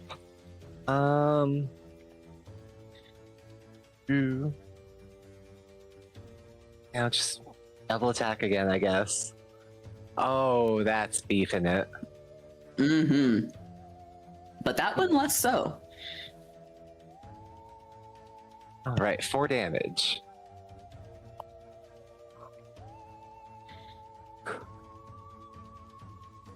It is. I cannot roll well to save my life.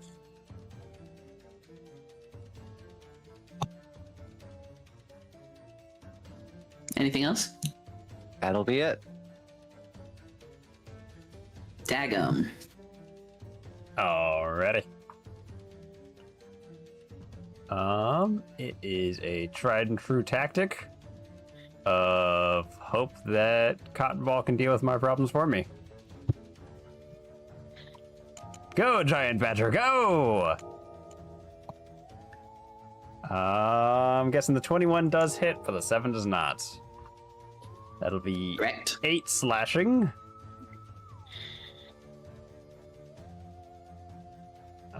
And if it's still up, then I will throw a tooth. Hiya! Barely, but it is. An 8 as the tooth just barely whisks past Chuckle's head. You know, You see the tooth lodge itself. Answer. What? A level 1 Dentiomancer, if you will. Oh no. You whip the tooth with a little bit too much ferocity as it embeds itself in one of the wormholes in the rib there. Wormhole. Wormhole. It's got lots of little tiny burr holes. Yeah, hold made by a worm. Is Cotton Ball doing anything this turn? Cotton Ball already went. That was the 8 slashing damage. Gotcha. Okay. Pestis. Oops. Okay. I will.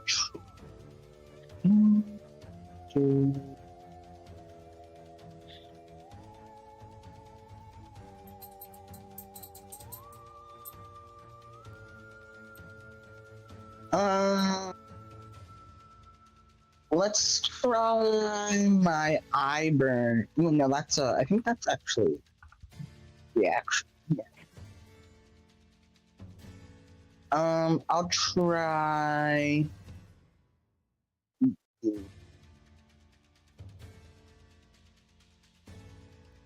Just the ice knife again, I guess. No, because that hits people. Please don't AoE us. People. The chromatic orb, that doesn't hit my friends. Don't forget, 21. you're in melee range, so if you're doing a ranged attack, it's at disadvantage. Oh, true. Well, here's the disadvantage. The 2. Oh, well. Never mind. Not gonna cut it.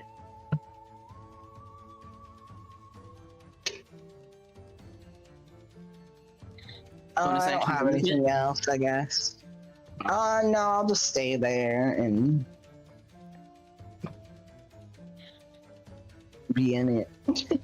Top of the order, give me your wisdom saves for that screaming baby. No. It doesn't get it. It's just the baby, guys. It was bound to happen. Who rolled Not initiative? me. Ravenwolf. I clicked the wrong thing. You're starting a second fight none of the rest of us knew about. Hey, me and Pestis are failing this Yes. one. Yes.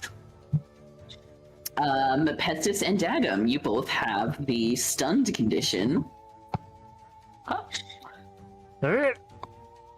until the start of the next round, if we make it that far. And then it is Ravenwolf Bloodmoon's turn. Crazy, none of us have gagged the baby yet. I'm gonna try. You never heard a baby cry? You just gotta get over it. That's crazy. I'm gonna try Sorcerer's Burst on them again with acid damage. That hits.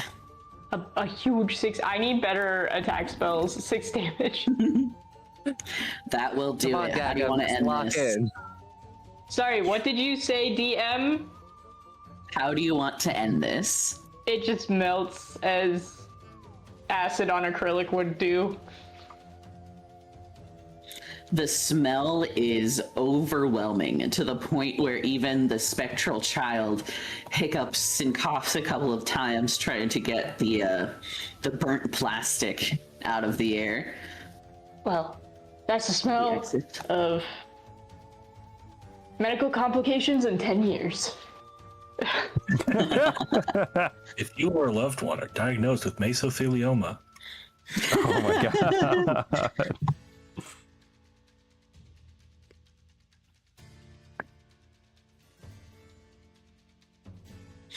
The baby's cries die down a little, but it is still sniffling and not wailing, but still weeping in its bed. And the poor blue stuffed bear that was being harassed by these three.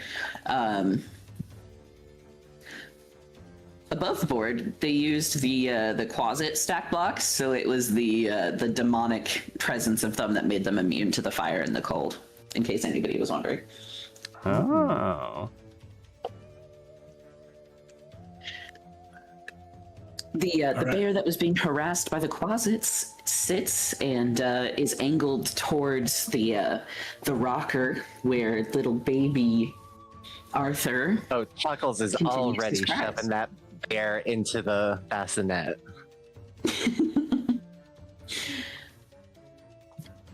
He holds on to the bear, clinging tightly to it. Please give me a persuasion or performance to try and calm this baby down. And if you're just chucking the bear at it, please do that at disadvantage. I'm not releasing it, but Chuckles is very clearly over this. Can Estes pull out like my a God. dirty ring pop from his pockets, a dirty, hairy, crumbly, and pop it in the baby's mouth? Why do you have that? A snack for later. seeing all this nonsense going down, can Oddnock interject? Wait, no, Pestis, I think we're and, both Chuckles stunned. attempts. Now that combat's over, you're no longer stunned. I feel pretty stunned after seeing all this. Pestis and Chuckles' attempts to soothe the infant go met with an even more roarous chorus of cries and shrieks. Jeez, Crow. All right, I need you guys to back off. Give me the damn bear. I'm gonna take the bear from Here. Chuckles And Oddnock's just gonna walk in, and with like a gentleness that you're not accustomed to seeing on his face, he's just gonna start cooing at the baby and like making the little bear dance. As he like leans in and goes, hey, no need for those little tears, little man. Hey, look what I got for you here. It's all right. I know those mean, scary things was spooking you, but they're gone now, and everything's gonna be all right. The skeleton says to the baby. Sorry. Give me persuasion or performance with advantage, please. Yeah, I feel like you're the scariest thing for it to look at. In that Baby party, can't this play party, out. I don't know. Looks like. Well, I rolled a 22, so With a Don't 22, forget, you you are still got to able. deal with the other room too.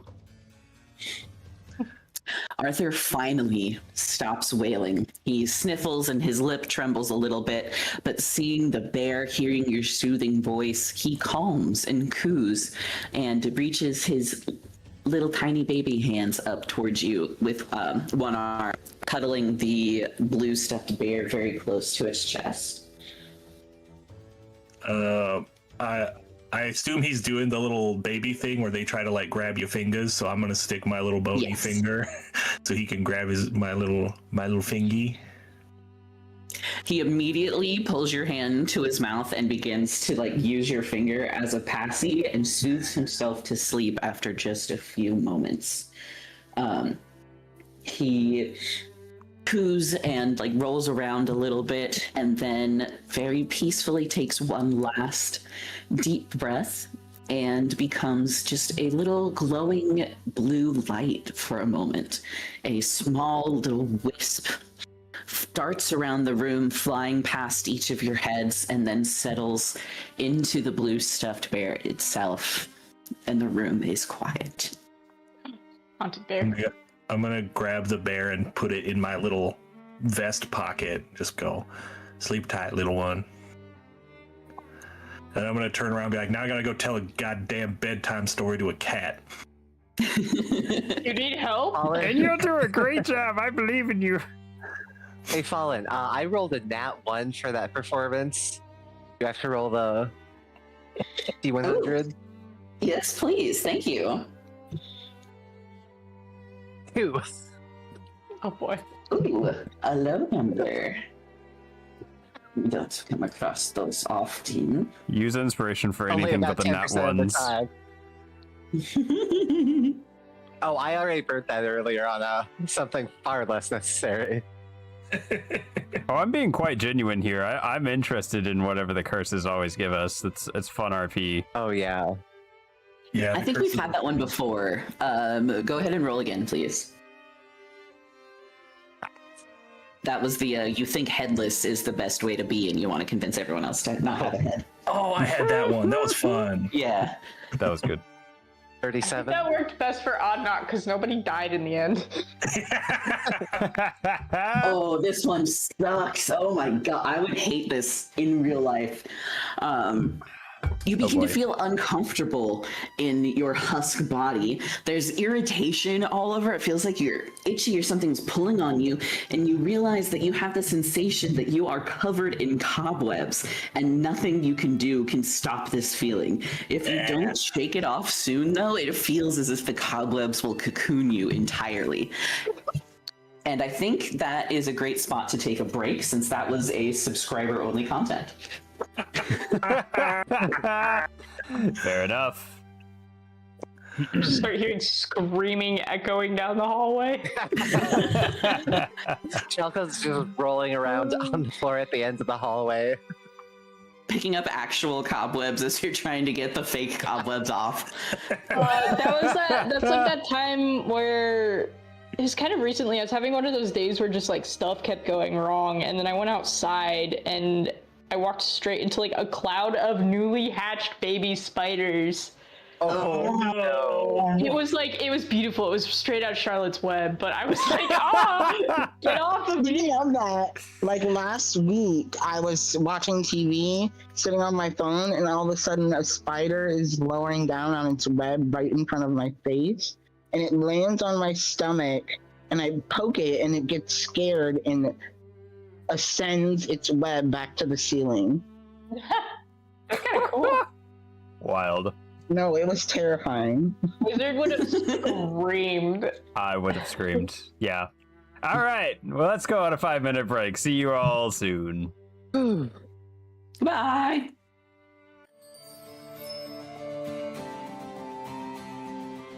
Alrighty, everybody. Please use this time wisely to do a little self-care and take care of yourself. And I will see you all shortly. Thank you for sticking around through the ads. Hope you're enjoying the show.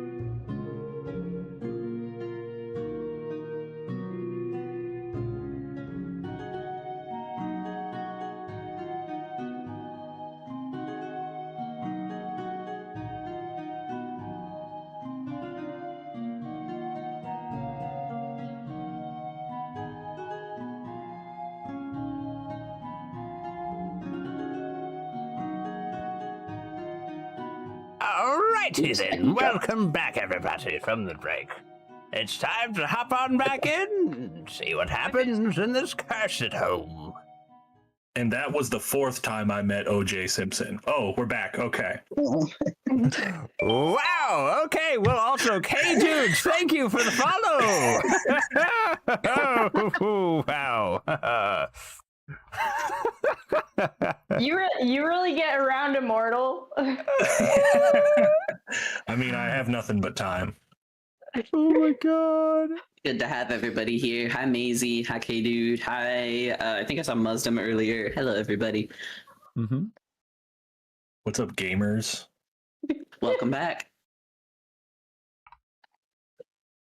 A tiny little thing happened when the ads started. Just a fun little mechanical thing. Chuckles was so brave and so kind to remind me that it had rolled a natural 1 and gained a beautiful little curse. Chuckles, what's afflicting you? Fuck, I totally. Whatever 37 on that table was. God. You have the My brain- inescapable feeling that you are Oh, covered the cobwebs. in cobwebs. Oh, yeah.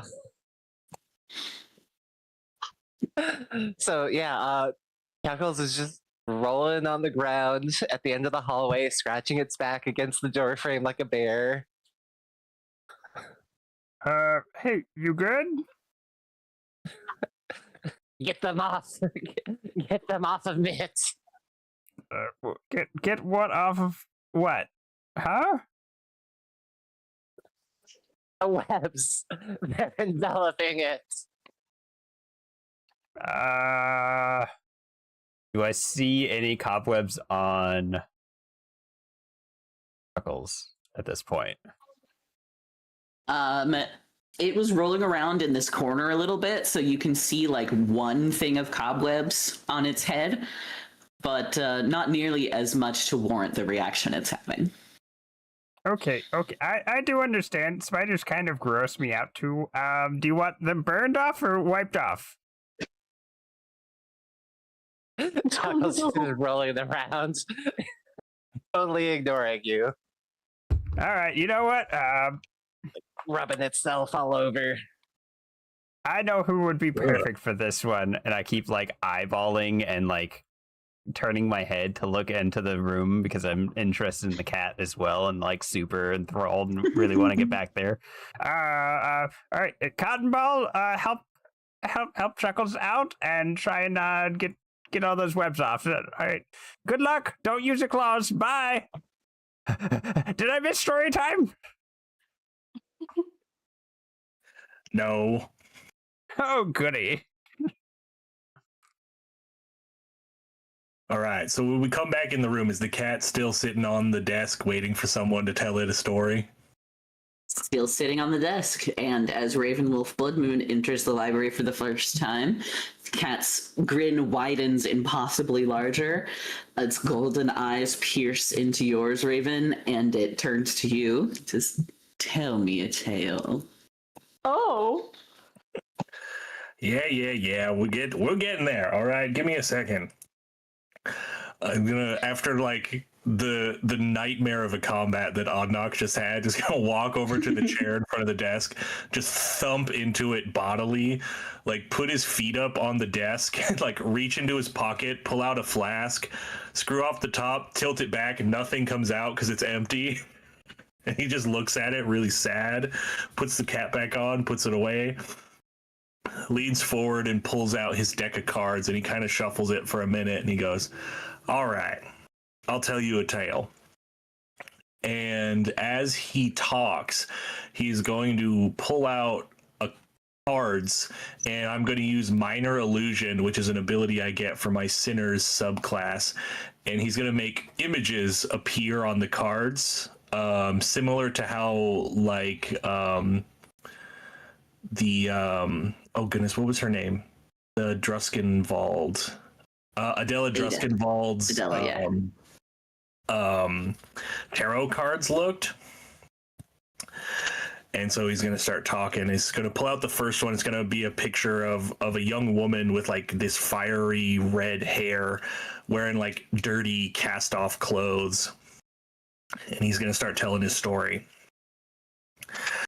So once upon a time, there was a young girl who had so many names in so many places that she never really knew what her name actually was. Every new place was a new name, a new identity. And so the absence of an identity became their identity. Now, this girl was the daughter of a magician. He's going to pull out another card that has this human man on it wearing this like cheesy tuxedo with like the sequins and stuff on it. And her father was a magician, traveling from town to town, not very successful. Mostly played for little children's playhouses and old folks' homes. Never really made much, just enough to get by. And whenever they did have extra, well, her father had a little bit of an addiction for the card tables. Now, unfortunately, he wasn't very good at it. So he did what anyone with that kind of life would do, and he started counting cards. And he got all right at it, just good enough to get in trouble.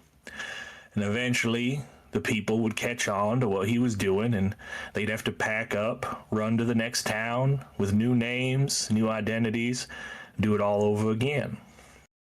And it went on like that for a few years, till one day they just didn't get out of town fast enough. And he lays down a card that shows the magician is now all like beat up and bloodied and is in the arms of these two like big thug looking dudes. And they just didn't get out of town fast enough. And the little girl never saw her father ever again.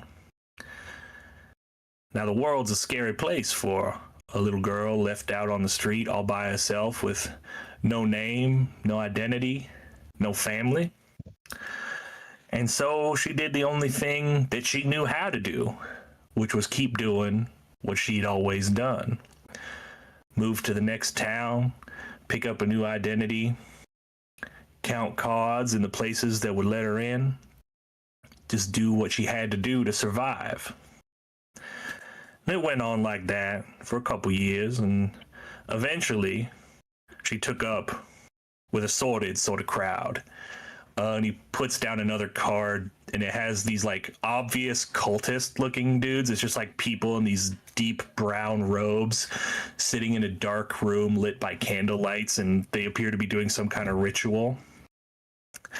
Now, the girl, she wasn't a believer per se, but when you're all alone and got nowhere to go and no one to turn to, anyone who offers you a warm place to sleep and the odd meal, well, you know, you take what you can get.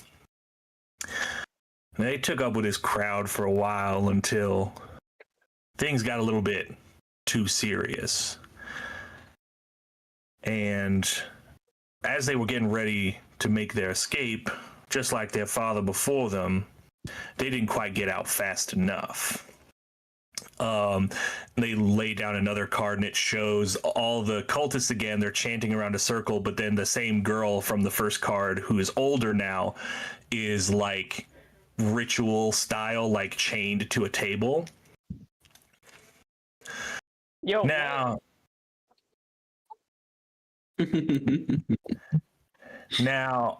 I'm not at the time, the girl wasn't very magically inclined. She was never quite sure how the things shook out the way they did, but apparently those cultists weren't as good as magic as they may have thought they were.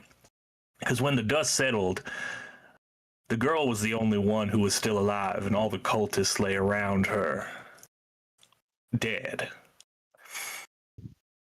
Unsure of what to do next, she heard a voice speak to her from the darkness, and he's going to lay down another card that shows the girl with like a shadow behind her with these glowing red eyes. And the voice offered her a choice. Freedom in exchange for a bargain. Well, considering the only other option was to stay chained to that table until whatever came, she took the deal. Now, you could say that the terms of the deal are something that she's not at liberty to say if she were even in the mood to share such details. But needless to say, when the devil offers a deal and you take it, you can kind of imagine what the terms of it would be. And when the deal was struck, the shackles fell from her wrists as if they had never been there. Now, unfortunately, she didn't get to enjoy her freedom for very long. She left that cultist, did the same thing she always did. Found a new place, found a new name, and tried to fulfill the terms of the bargain she made as best she could, but once again, just like her father before her, she got a little sloppy. She got caught. She didn't get out fast enough. And then she woke up in a strange and crooked place with a crooked moon and an old train. And well, and I'm going to look at all the companions who are with me in the room. The rest, I guess, is a story for another day. And he's going to grab his cards and put them away. Amazing. Thank you.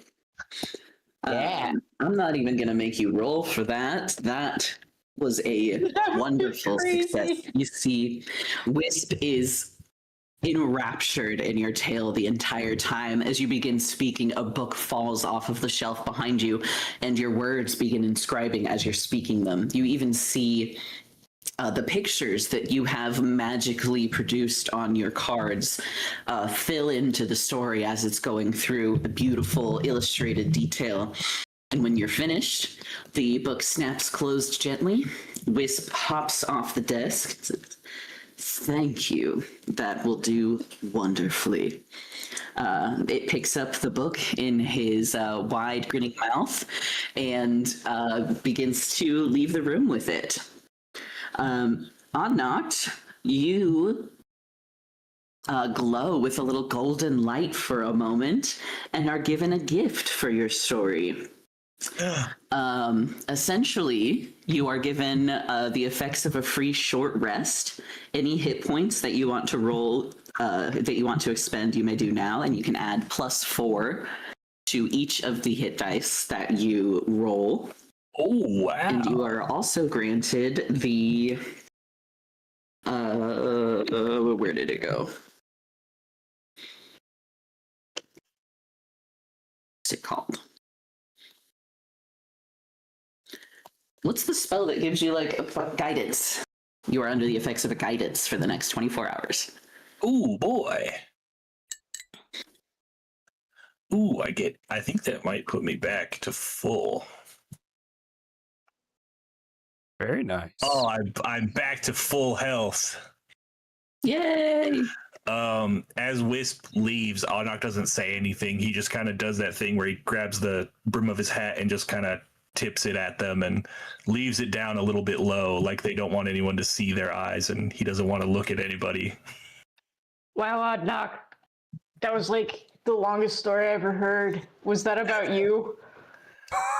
Could have been. Could have been. Okay, whatever.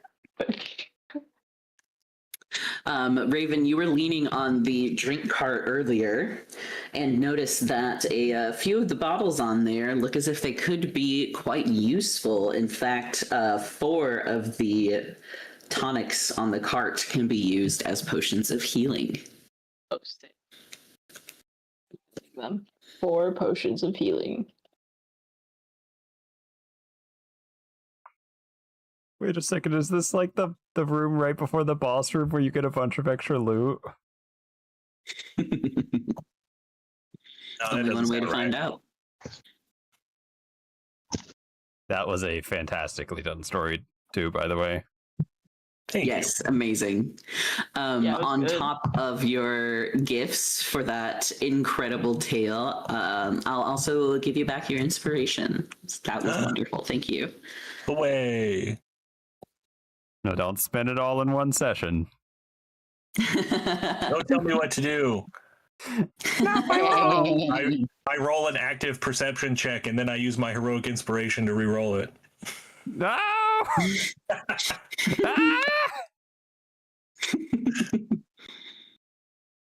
I'm gonna stand and watch Chuckles darkly suffer until we move to the next room.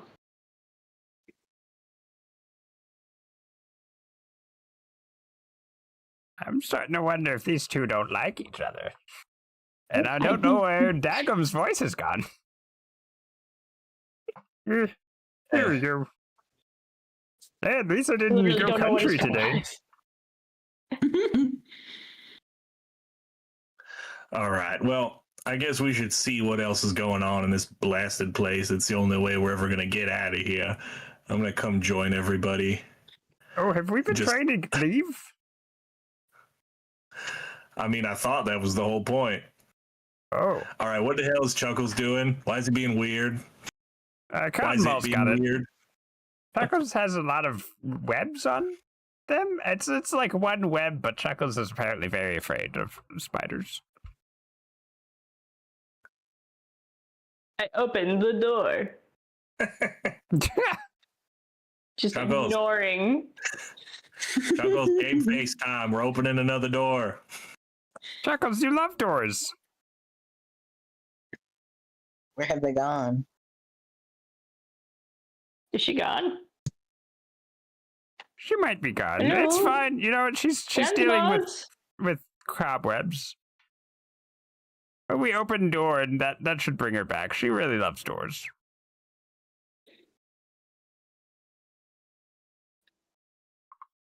Sorry, I was muted. Chuckles just kind of stiffens up and says, "It doesn't know what you're talking about," as it goes through the door and keeps brushing invisible webs off. This moldering trophy room is teeming with stuffed creatures of all varieties, standing on the floor, resting on tables, placed in display cases, or mounted on the walls.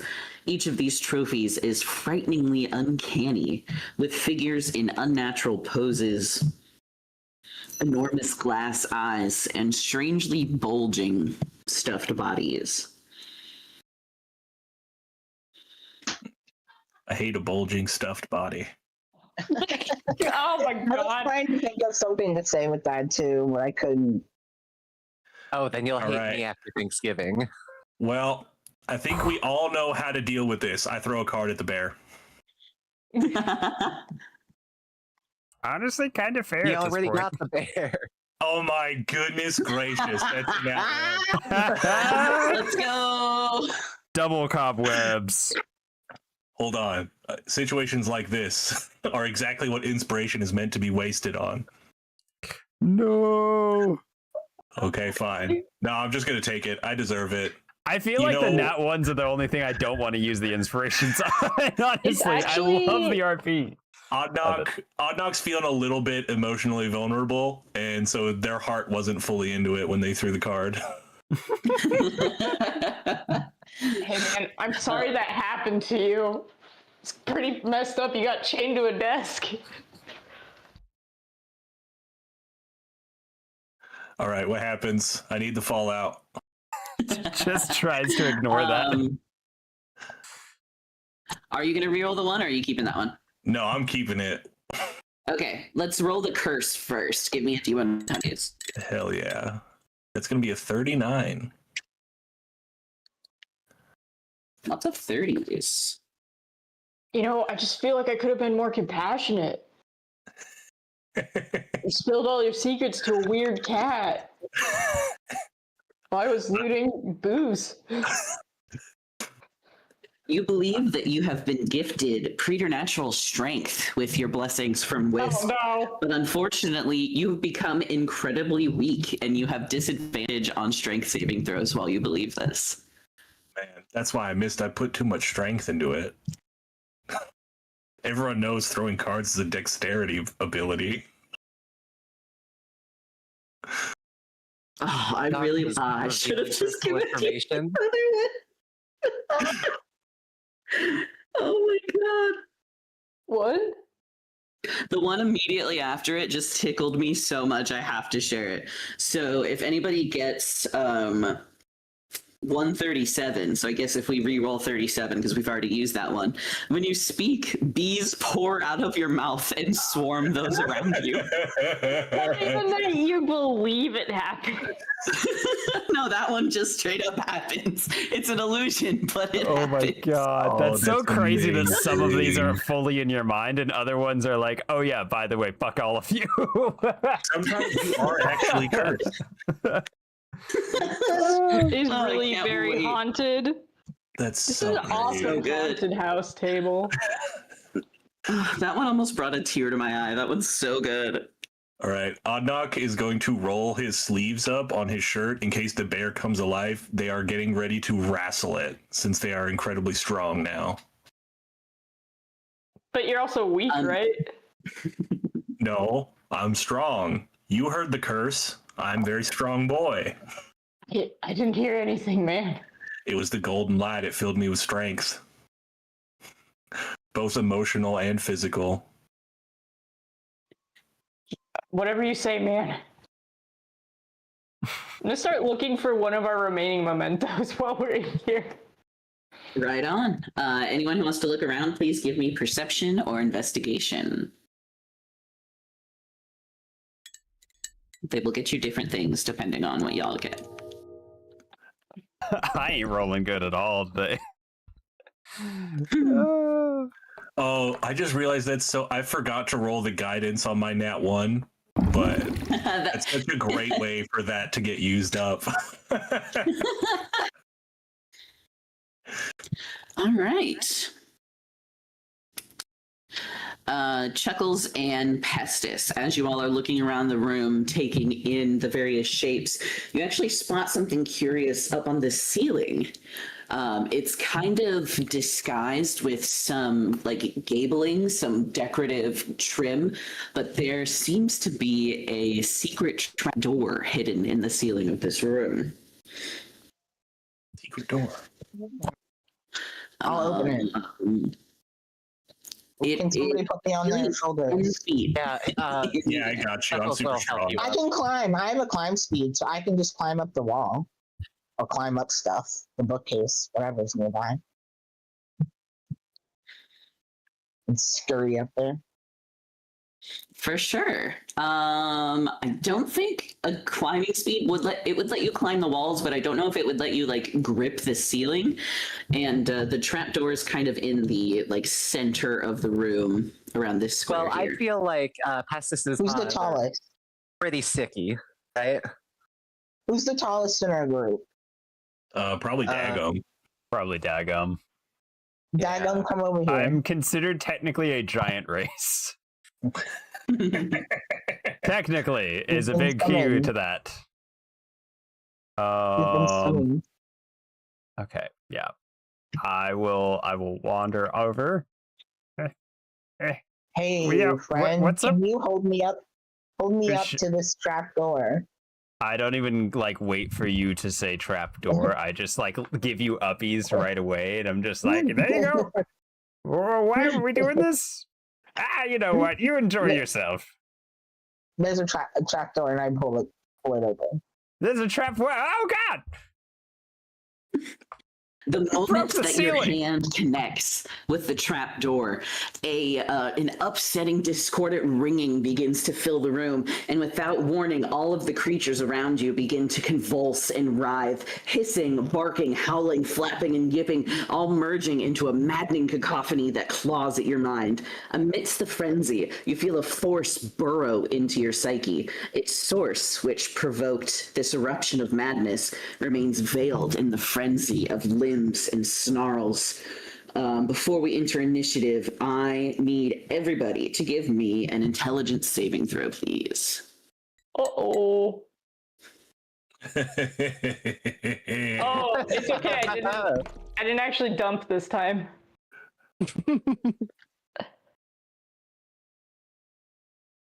I saw somebody got a 1. Oh boy. Dagum, I think you did a check instead of a save. How embarrassing for you. Oh my god. Isn't it ironic? Don't you think? I love those numbers, though. Just a little. Y'all are stupid. What the heck? Is your save modifier the same as your check, Dagum? I'm sorry, I hit my mute button. No, so it's actually a 3 instead of a 1. Okay, and it's a not natural 1, so we don't have to roll for a curse. Yes. So, but the total Cool. is actually a 3. Dagum, Chuckles, and Ognot. You all take 1 psychic damage on this round, and will have to continue to make intelligence saving throws on each round. The check getting more difficult as we go, or until the pulse, whatever is causing the things in this room to behave like this, is stopped. Okay, everybody roll initiative, please. So if I'm resistant, I just take 0 damage from that? Yes, but you still have to roll the saves. It's sure it'll get better next time.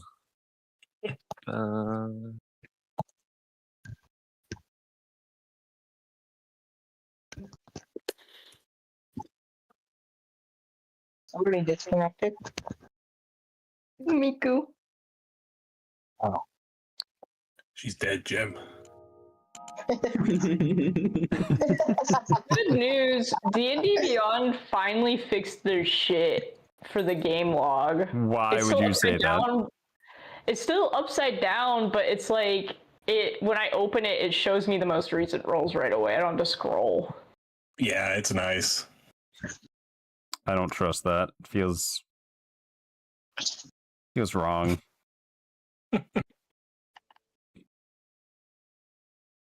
Ooh, I was wrong. Actually, okay. Only the people that failed will take that damage, and in Chuckle's case, doesn't take the damage. But everybody will have to roll these saves every round until the pulse is stopped. But after 3 successful checks, so Pestis and Raven, you have 1 successful check. You will be able to easily locate the source of this ringing. But until then, it is a very difficult check to find. Oh no. All of the creatures along the walls and the bear animate and begin swiping around at you, but they are still attached to their pedestals. So unless you are within range of them, they cannot attack you. Some of them might have interesting reach mechanics. But to start us off will be Raven. Okay, is there anything I could do to kind of narrow down where the pulse is coming from? It is a DC 25 investigation to find it right now. I literally can't do that.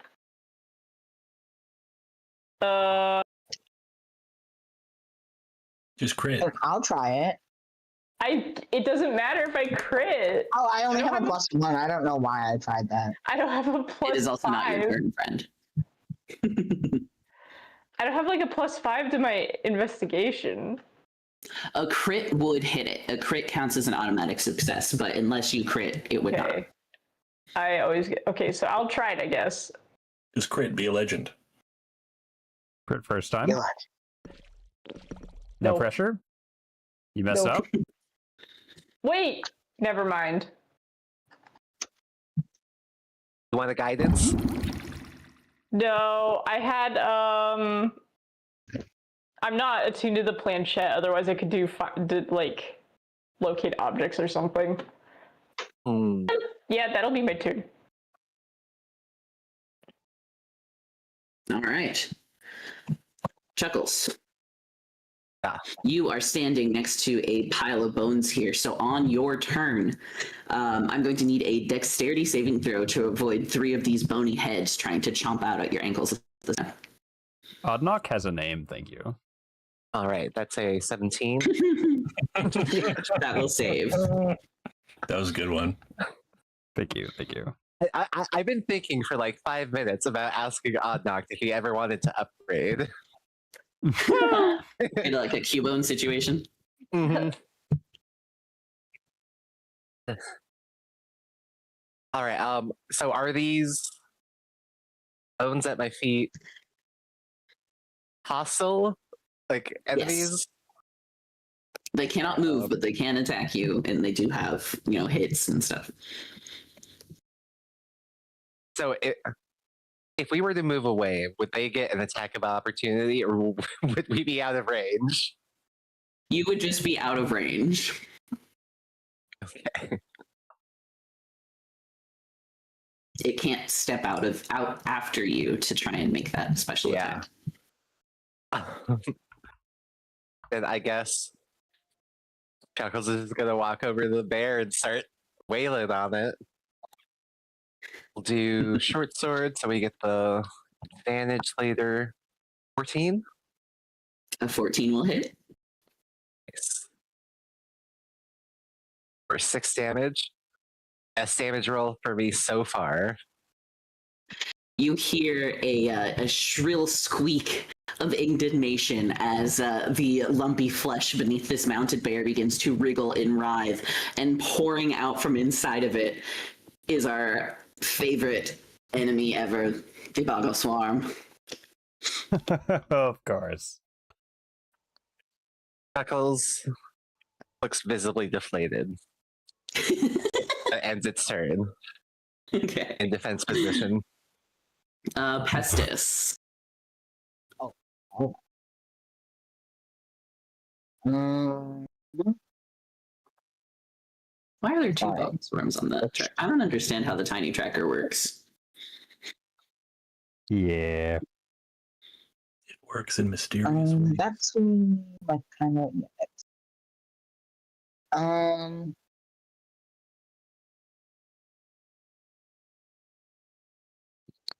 what's this? Who's that? Is that the enemy?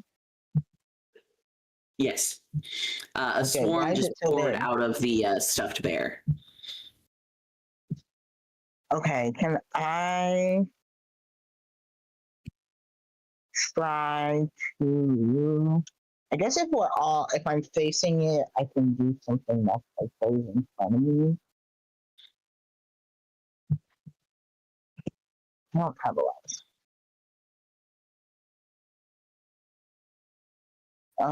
Let's just try. Is it considered like close to me? Since Yes. it's big. Okay.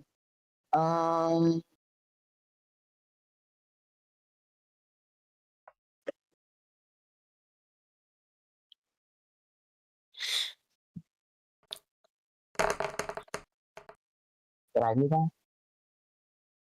Did I do that?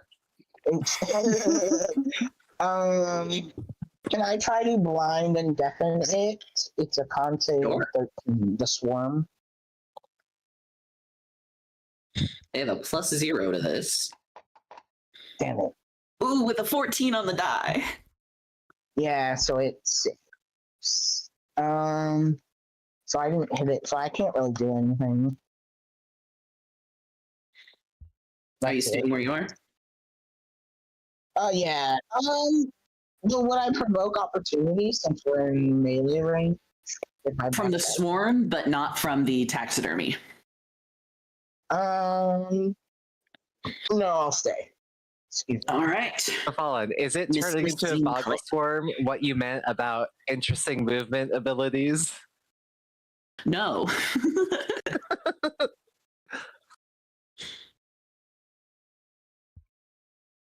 All right.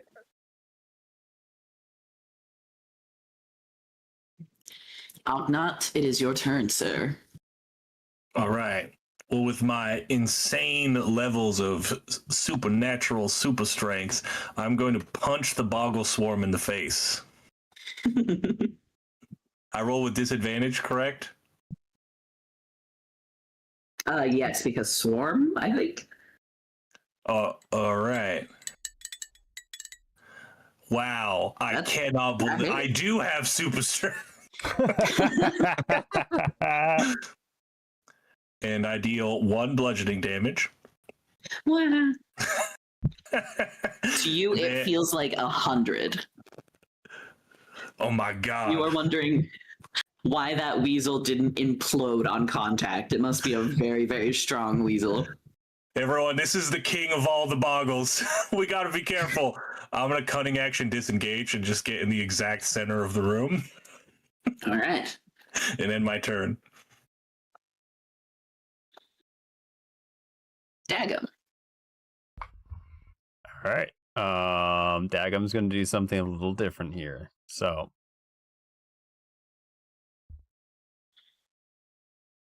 he's going to pull out some teeth. He's going to bonus action turn them into magical teeth. He's going to throw a tooth. I am a druid with many, many skill sets, and most of them involve throwing teeth or fireflies. Don't forget you're throwing in melee range. I am throwing in melee range. You're so right, bestie. You can't really do worse than that because an 11 just misses anyways. It might be a nat 1. We don't know. You're so right. You're so Go right. nat 1 fishing. I was nat 1 fishing, got real close, hit a 2. So I've let everybody down. You rolled a 2, Terrible. Giant Badger's gonna come into the room. Only one with multi-attack. Come on, save the day, please.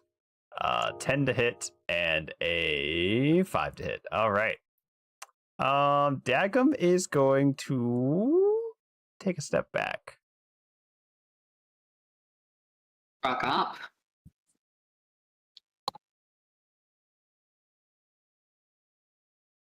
All Single right. bite. And they miss. I don't want to do any more turns. Maybe the boggle swarm should go. It is the Boggle Swarm's turn. But we are at the beginning of the second round, so now I need an intelligence saving throw from everybody. The DC this round goes up to 12. Easy. If I've already failed that, what happens again? You take damage again. You just hit the damage again, but you're looking for at least 3 successes. Okay. Okay, Raven and Pestis get a second success. That's another And 6. Chuckles gets their first success. I'm getting better. If you got less than a 12, you are going to take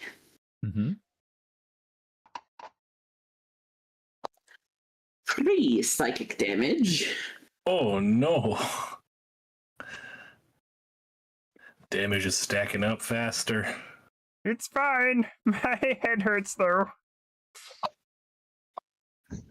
And then the Boggle is going to multi-attack. I think it can multi-attack different enemies. Must have different targets, so it has to do 2 different enemies. It's going to make a bite against Pestis and Chuckles. Okay. Oof. That is a nat 1 to hit Chuckles, and a 22 to hit Pestis. Wow. You know, I'm happy with how this has started out. Nah. Pestis, I need you to give me a Constitution saving throw as you take that 7 bite damage. Oh no. Several of the boggles scurry up your form and grab hold of either side of your mask, lifting it up, and one of them reaches into your mouth and pulls out one of your teeth, immediately implanting it into its head instead. And you watch in horror as the boggle kind of tests out the feel of your tooth in its mouth and then speaks back to you in your own voice. Thank you. I appreciate that. Wait. Is using And teeth Pestis fucked has a up? reaction spit in his face. Spit No, in his Daggum, face. baby, you're doing fine. Okay. It's so awesome when Raven. you do it. Or actually, we're gonna move 5, Okay, bestie. 10, 15, 20, and Chuckles and Cotton Ball can make an opportunity attack. Okay, let me just check something real quick. Absolutely. On your next... Dirty 20. For a weapon Alright, 3 piercing damage. 19? That'll Or... hit. Or... Piercing damage is resistant, so it will only take one of those, but it will take the full 4 from the maul, because that's bludgeoning, right? Or is that another sword? Is yeah, that the that's maul a at short 9? sword. Yeah, gotcha. Yeah, no, Slashing or piercing? It is piercing. Okay, that will also be halved then. Okay. The bear is going to reach out with its arms. They continue to extend farther than should be possible, as this bear has a 15-foot reach. It is going to make an attack against Ravenwolf, Blood Moon, and Chuckles. Does this bear kind of look almost buggish?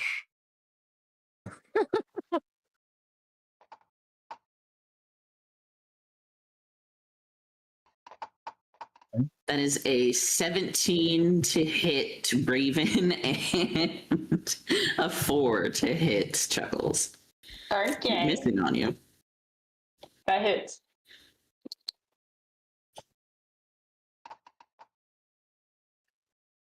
You take 4 slashing as this bear reaches out with its impossibly long arm and bats you. And then it is your turn. All right. I'm Raven with Blood Moon. And this thing's pissed me off. Okay, I'm gonna do fire damage. Does a 14 hit the bear? Yes, it does. Okay. It's 2 whole fire damage. Does it look like it's effective? It does. And it looks like that does about twice the amount of damage you were expecting it to. An incredible 4 damage. I'm so good at this. Is it a free action to investigate again, or am I fully occupied by the bear? You have 2 successes, so it is a DC 20 for the check this time, if you would like to. Still got a crit. All right. Nope. All right. Is that your turn? Yep. Chuckles. Okay, well, I thought the Boggle Swarm and the bear were the same thing, so this does add a slight wrinkle. No, they simply were in the bear. But the The bear bear's pelt looks like it.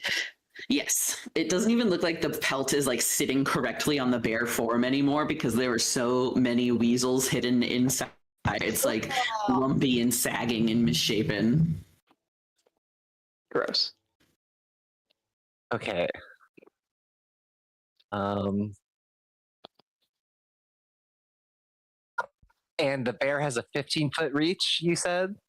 Yes, it does. Love that for me. So I'm going to help Dagum quarter the Boggle Rat a little bit. Boggle Swarm. And go for the short sword again. Ooh, wait, no, this has advantage, so that's a 19. 19 hits. All right. Ooh, 7 damage this time. It is piercing, but Okay, so 4, not 45, 4, and it is bloodied. I still have advantage on it. Right, that'll be my turn.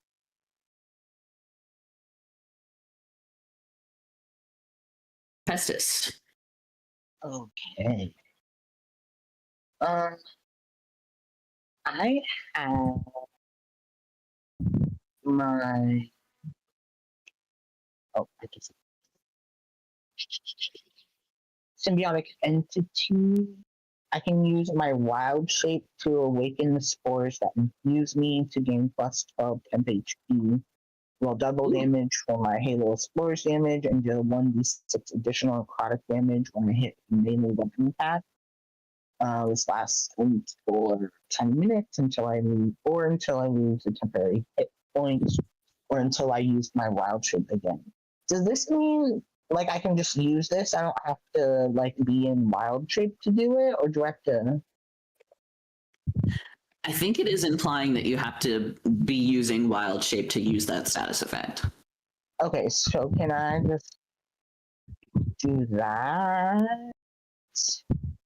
And then, is that an action, or that's a bonus action to wild shape in my symbiotic? I believe it's a bonus action to wild shape. Yeah. There it is. Okay. Okay, so I do that, and then I'll do. I don't think I have a list of my wild shape things here, but I think when I was, I can't remember the. You're at like CR14 creatures, right? Yeah, I had saved a few, and I don't remember where I saved. I can tell you a few. There's a cave bear, an elk, a poisonous snake, and a panther. All right, the four I wrote down. Giant poisonous snake. Yeah. Nice. It is a medium-sized creature. And you can find all the extra stuff on it under the extras section. Okay. It's so big. It's supposed to be medium. Let me Oh, you got giant find constrictor snake. This is giant poisonous snake. That is the full name.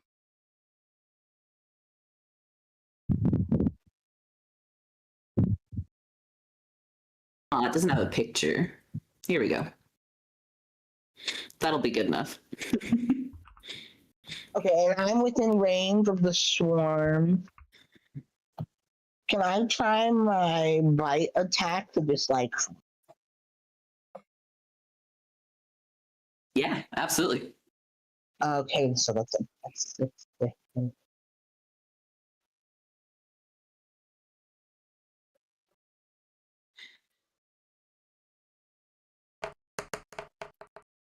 Oh, okay, so that is a 19. That will hit. And then it's activating the Halo of Spores, or the symbiotic. It says you can use wild shape to awaken. So I just did that, and then I awakened this. Okay, so that's, I got my plus 12 and double damage dice for my Halo of Spores. So the Halo of Spores, it's 1d6. I think it is for with my melee attack extra, and then I get an extra because of this. So it would be 1d4 plus 4 piercing, 1, and 2d6 for the extra, if I'm correct. Wiz, do you want to snooze the ad until the end of this turn and then we can call it? Yep, got it. Cool. Plus 3d6 extra poison damage for my snake. Oops, go. So that would be 5d6 and d4. So all of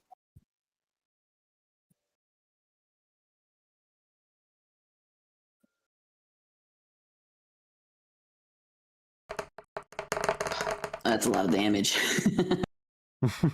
Woo, baby! 25 plus 4 for 29.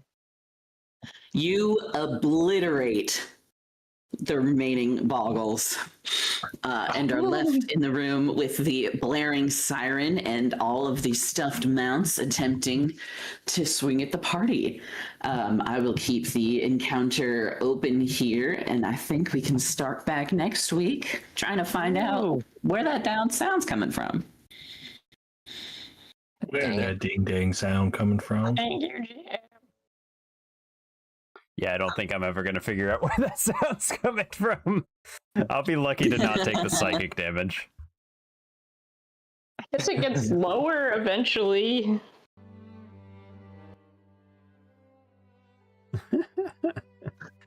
All right. Well, thank you guys so much. Good job, you Thank guys. you, Fallen, for the fantastic session. And great RP, everybody. Thank you, chat. Yeah. Thank you guys. Thank you, I'm- Colin. It's so hard to like try to prepare your turn and then you like read something and like, oh crap, I read that wrong the first time and I shouldn't do that. So I have to restart. You're getting so much better though. Like compared to when you started when we were like halfway through Icewind to now, you're a totally different player. Yeah, totally. It's also hard when you're playing a new class too. Yeah, and I Yeah. think New Druid That's might a be lot. insanely OP. New Druid is Yeah, there's crazy, a or you have an lot. insane build. It's insane with the plague bearer thing too. So there's like a lot of different things I can do. I feel like Hell typical new druid is a little bit nerfed, actually. I think just some of these And new it's just a classes plague are really set. good. Yeah. Yeah, maybe it's Yeah. the subclass. Yeah. Alrighty. Well, thank you So much all fun. so much for the fantastical D&D. I will see you all next week. Oh boy. Bye bye. Tomorrow. Bye. Goodbye. Alrighty, chat. Thank you all for coming on out. Hope you've had a grand time and enjoyed the show. That will do it for us for today. We will be concluding the show there. I will see you again next week if you want to see more Crooked Moon campaign. It's been really fun. It's really good.